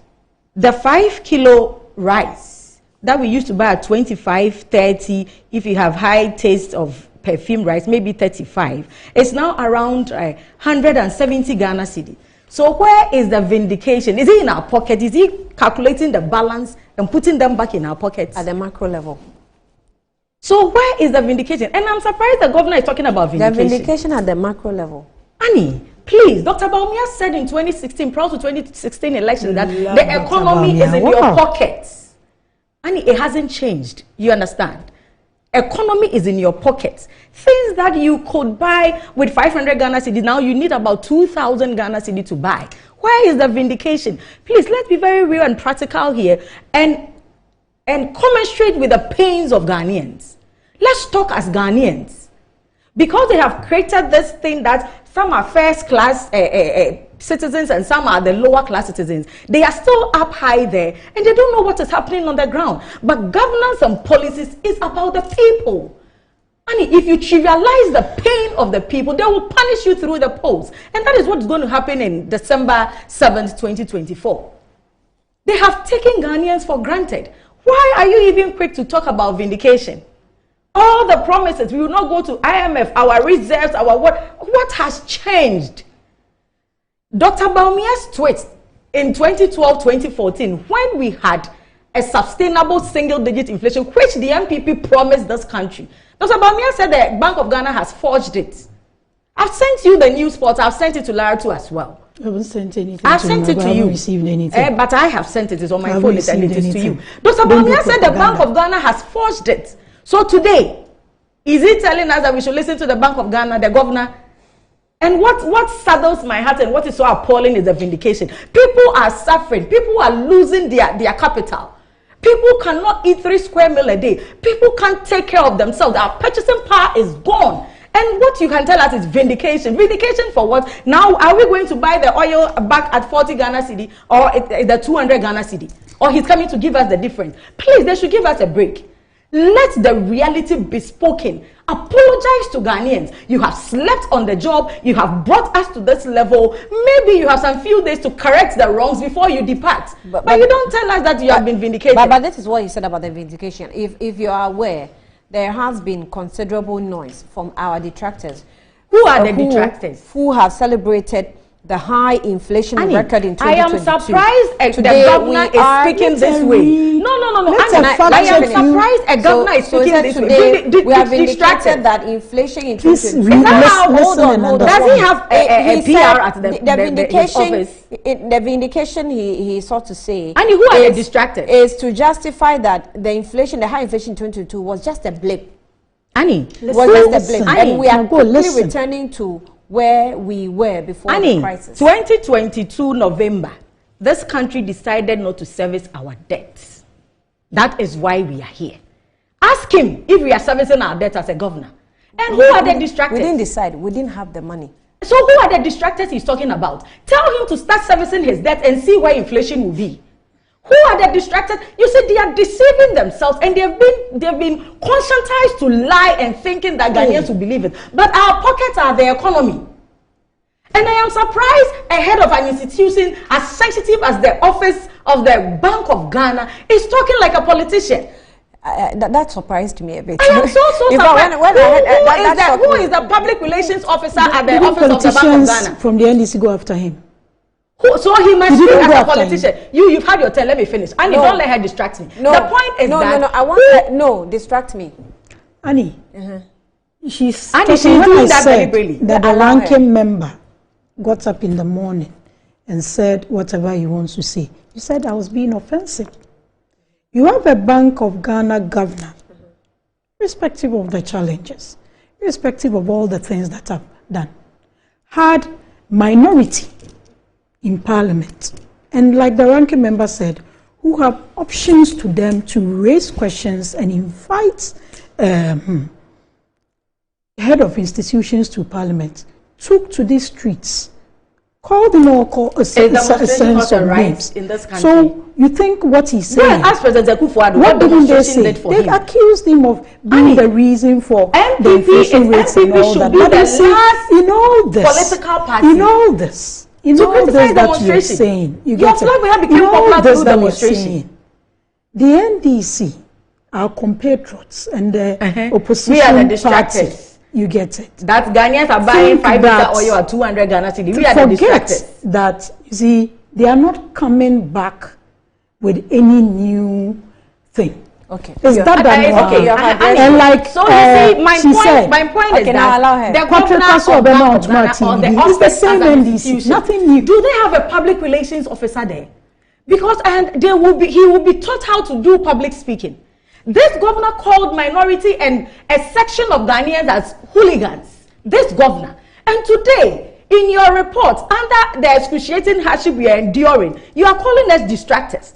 Meanwhile, your president admits that the economy is hard.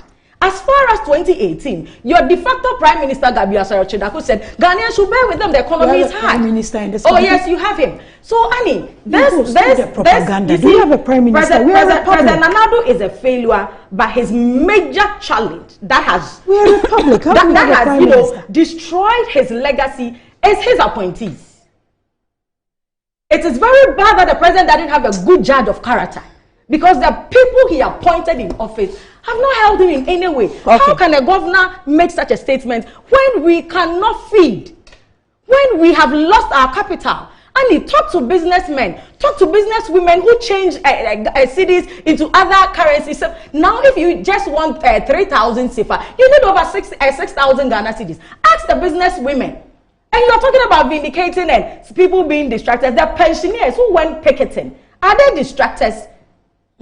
I mean, this is so bad, and the NPP always introduce a new law. Let me this your governor needs a public relations education, to be very honest with you. Thank you. Good morning, Annie. The defensive posture of the NPP says it all. Please, I need your attention. I need your attention, both of you. I need your attention. So she is not new to Metro. On the newspaper review. So where is this ambush? You do your best to move on. Sometimes the topics are obvious. However, it is if it is a year-long review, anything goes that occurred during the year. Once you mentioned Agenda 111, the NPP becomes jittery. The promise was it will be done in 18 months. And then they have already failed on that score. Not even one. Sad. Ghanaians are watching.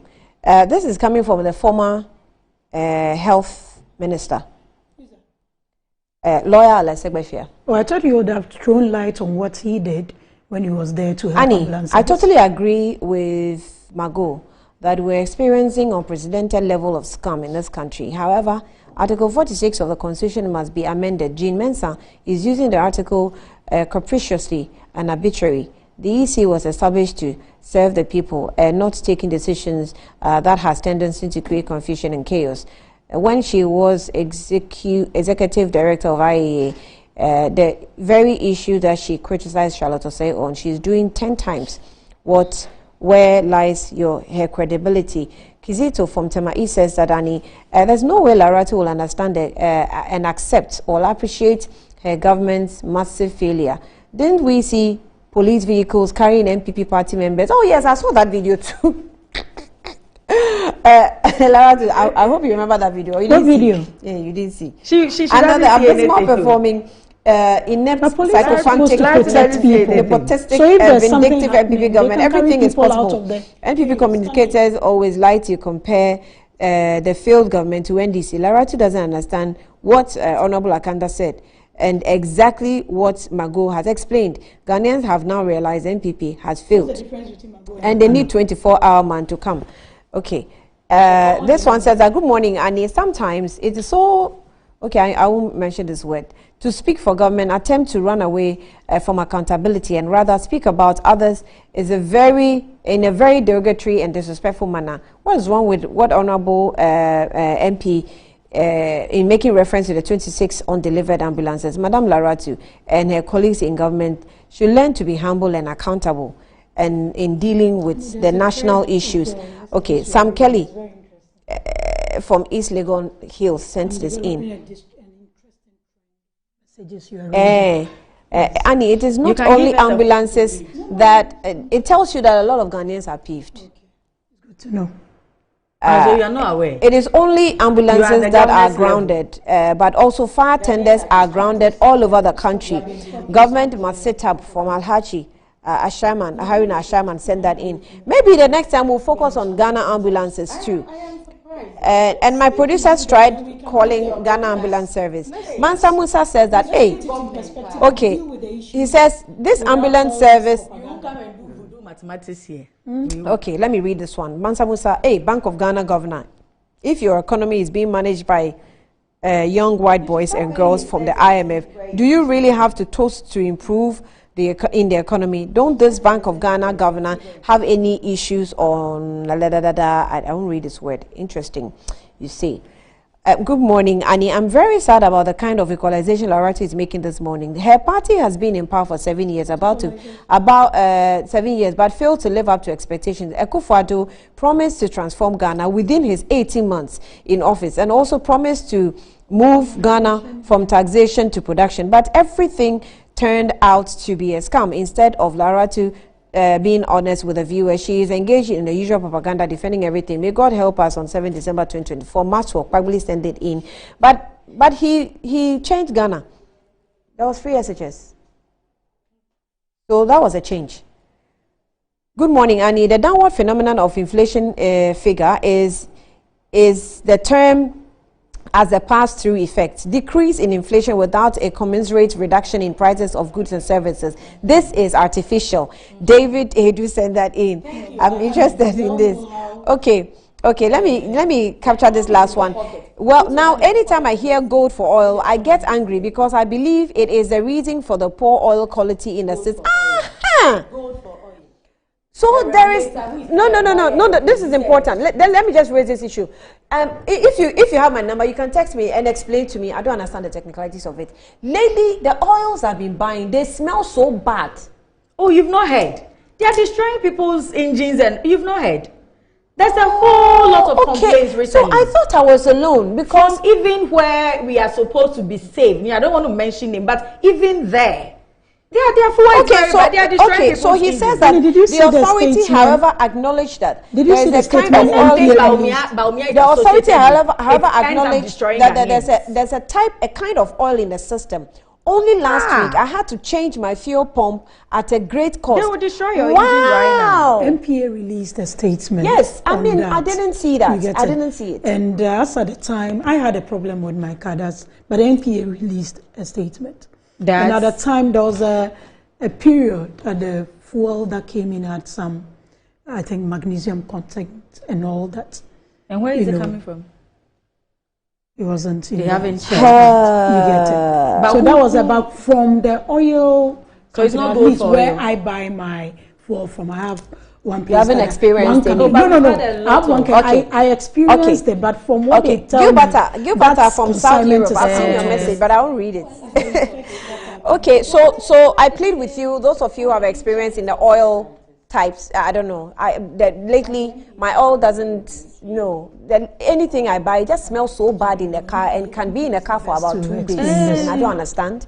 So you can help me understand what's going on. But maybe we'll get to the EPA. Honorable Catherine Afeku, good morning to you.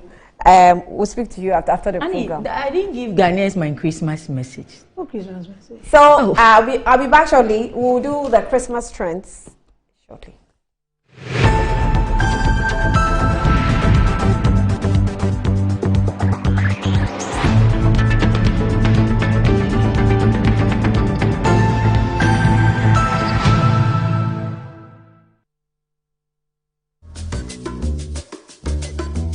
Pascal is showing his boss the efficient new technology they've installed.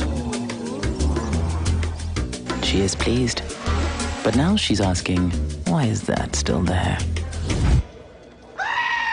Pascal explains that he hired a security guard to protect the data shed.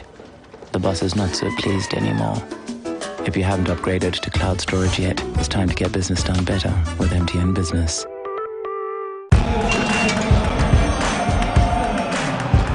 We are back, bringing you the latest lineup from Betway. Betway starts strong with their front two, with Free Play Friday and Swipe Bet. In the middle, you've got all the control with Cash Out and Build a Bet. Plus, with Win Boost, you can boost your sports bets. At the back, they have Smart Picks and the partial daily jackpot. You always get way more with Betway. My son, there's more blessing in giving than receiving. When you fear for and Kobo the makers in The pneumatological aberration of the Lord revealed unto me this night that me and my household should go out into the world and bless the world. Makers Electronics Company Limited. Up to 67% discount. Our selected appliances. This is what I call quintessential immaculatability. The Makers Electronics Company Limited. Taifa Burkina Highway. Amasama Zongo Junction. Edike Pharmacy Dining. Oyer Fateman Boga Junction. Ashaman Valco Flat. Kumasi. Ahinema Kokobin. Asafubuachi Hospital Junction. Number 9 Market. Tell mom and dad about the Makers Blessing Attack program. From 0552 222 253 and 0552 222 254. Terms and conditions apply. What better? The 14th edition of Ghana's biggest award event, 14th Visa King RTP Awards 2023.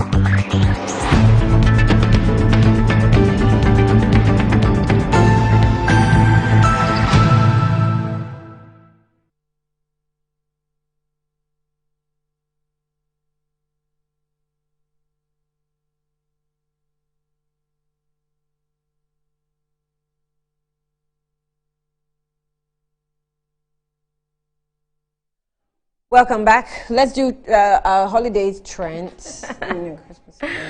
I know, right? Do you feel the Christmas in the air? Oh, this year can't somehow, yes. I'm feeling it than it was last year. Really? Yeah. I'm not feeling anything, despite the Hamatan, but well, then it means your pocket is dry. If your pocket is wet, you will feel it. I'm sorry, ma. Sorry. Sorry, we're not in the same class. I'm sorry. I'm very, very sorry. So let's start with good morning, Ghana. I mean, a few of comments as the show was going on. But Annie, I've noticed something. Okay, let me read the comment. Loretta, you look good in your opposition jersey. Ahovivi. That's supposed to be an opposition jersey. I wonder what this person Francis is trying to say, but he says Loretta looks good in her opposition jersey. Everything Nana Akufo-Addo is a curse to Mother Ghana. David Ahedo says so. People can talk. Like the messages under Good Morning Ghana. Okay, so this one says Article 46 of the Constitution must be amended. Jane Mensah is using the article capriciously and arbitrary. The EC was established to serve people and not taking decisions that has tendency to create confusion and chaos. When she was executive director of IEA, the very issues that she criticized Charlotte Osei on, she's doing 10 times. Where lies your credibility? Musa Abat, I think he sent you the same message as well. He really wanted this message read. So this one says, my sister, why are you still working for this cursed government? Why? Are you not ashamed of yourself? Okay, so Tahiru Al-Hassan is, so I'm sure that's an attack. When you send, you send your messages, we're going to scrutinize it, be a bit calculating in your attacks. Sometimes it gets too personal and too harsh. And I was about to say that when you read the comments under Good Morning Ghana, especially on Mondays, it looks like most of them are NDC. Because the bashing of the NPP communicators, it's just too much. I beg you can't judge it like that. But everyone, everyone was coming. No, the Ghanaians who were struggling. Okay. And they can talk genuinely. Probably. So they are NPP, but they are not so happy. With the NDC type, because they are struggling. That makes sense because honestly, it's the comments. I couldn't pick some of them because they are so harsh. But let's move on to Akufo-Addo. That is what is trending right now because of what the Speaker of Parliament said about our president, that he is a lame duck. But some people have also other comments about the president. This one says, the Ghanaian youth trusted, believed, and gave their mandates to President Akufo-Addo, but he and his cronies have failed big time, and the disappointment and create, loot, and share will be spoken about for generations. So this person took a screenshot of some of the comments President Akufo-Addo made in 2016. The era of soul sourcing will come to an end. Okay, so some of the things he said way back in 2016, it looks like he's doing contrary. He said that too? Yeah, he said said that. Soul sourcing is will come to an end. Wow. Yes. In 2017, my first year in office, Ebefa Solo. Okay, search. Solo sourcing requests it's soul sourcing. Okay, soul sourcing, were made. Okay, so wow. Yeah, he made these comments and people are just going back to this some of his comments. So Akufo-Addo comments POG on the CD stability against the dollar. Hope y'all know next year is an election year. Oh yeah, do what you want to do with your dollar. Okay, so if you have some dollars, maybe you should I don't know whether if you should keep it or go and change it. This one says, I hope now Ghanaians understand why senior members of this government, including the president, are doing everything for Bawumia to succeed Akufo-Addo. For them, it is about protecting their interests when out of power and who fits the narrative better than Bawumia. He is their puppet. Okay. This one is quite long. This one says, Joyce Bauer, the cousin of Mahama, complains so much about nothing. Your cousin, Mahama, was vice president and president for 8 good years. If you truly care about cocoa farmers, including your uncle, what did you and your cousin do for them? Today, under the leadership of President Nana Addo Dankwa Akufo-Addo and Dr. Bawumia, the cocoa farmers pension scheme has been implemented, aiming to guarantee a decent pension for cocoa farmers of Ghana. This ensures they can maintain a good standard of living after retirement. That is from Custom Bills. Now, there is a reply to this particular comment. So let's take that one before we move to the other ones. Okay, so this is the reply. You are here complaining about someone when you should be focusing on your time and energy to campaign for your candidate.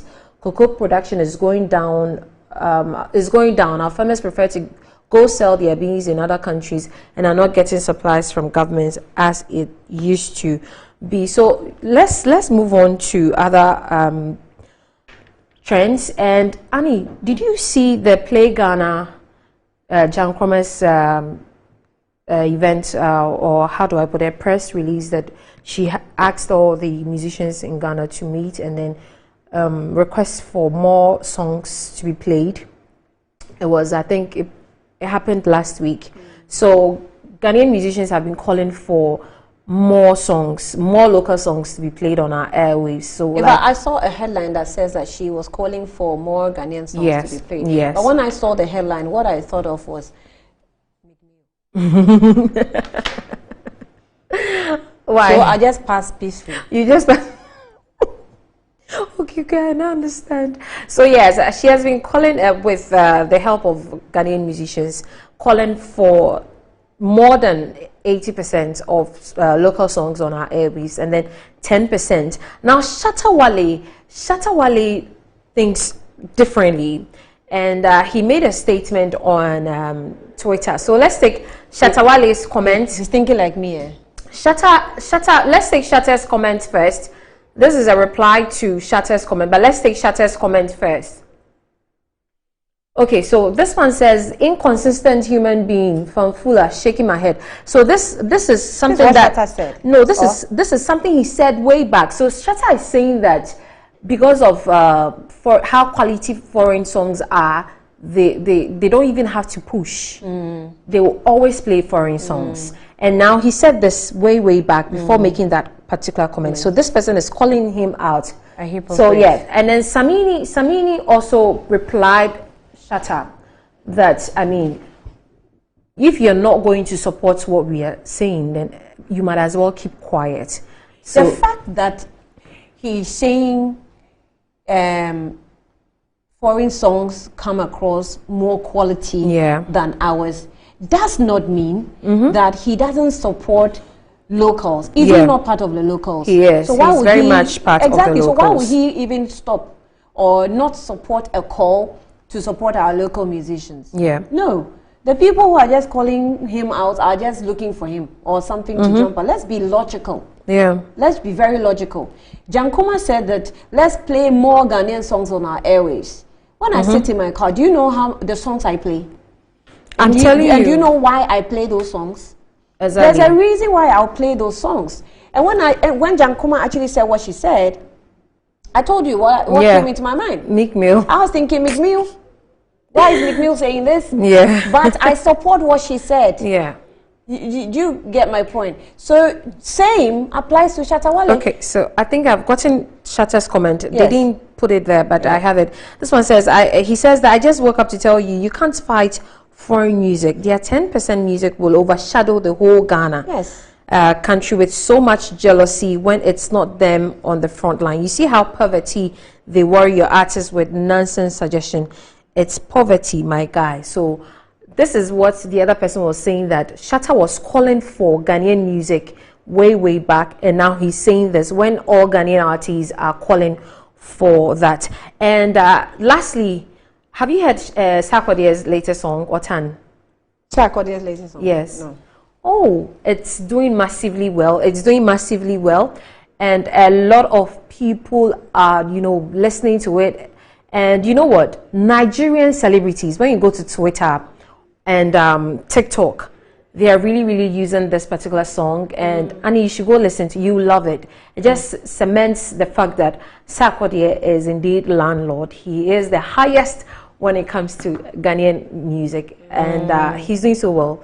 And I can't wait to go for Rapaholic because, so let's read a few of the comments. Heard Manifestive perform God MC last night at Manifestive. Manifest will go down as the only rapper whose whole career is built on another rapper, but not his talent. But that's unfair. that's so unfair. No, I do not support anybody trying to, attack any artist over another artist on my platform. Very unfair. I will even stop you from reading other messages. Yeah. But Annie, I need you to go and listen to Otan. It's a very nice song. I'll try. Listen to it today. You love it. I'll try. Love it. See, Regina Daniels, R&B. You seem to be in love with the Otan song. Yes. And then you are reading a message that seems to be attacking Manifest. I'm only reading very comments. Unfair. I'm only reading. You're a Manifestive fan, right? I'm not a Manifestive fan. Neither am I a Sarkodie fan. But both of them, I'm in the media. I'm picking comments under the hashtag Sarkodie. That was the only comment you saw. No. They wrote some of the comments. I am not trying to be controversial. No. Yeah, but they wrote some of the comments. So yes, these are some of the. Sarkodie's rap is very different from Manifest rap. Oh, very different. Very. I don't know why they. But you know what? That whole beef between Sarkodie and Manifest, and he made that song Manifestive in a reply to Sarkodie, and then he played it at his event. That is why the person is saying that. Okay, so you're playing this song at your event. Okay. Yes. Okay. Do you understand now? Okay.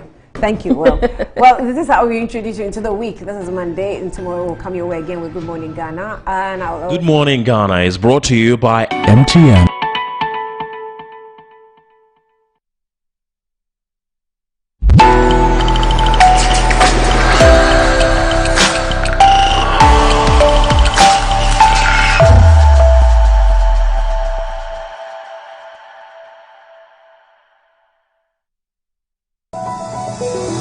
Are you tired as a consumer in Ghana when it comes to issues that confront you as a consumer? Why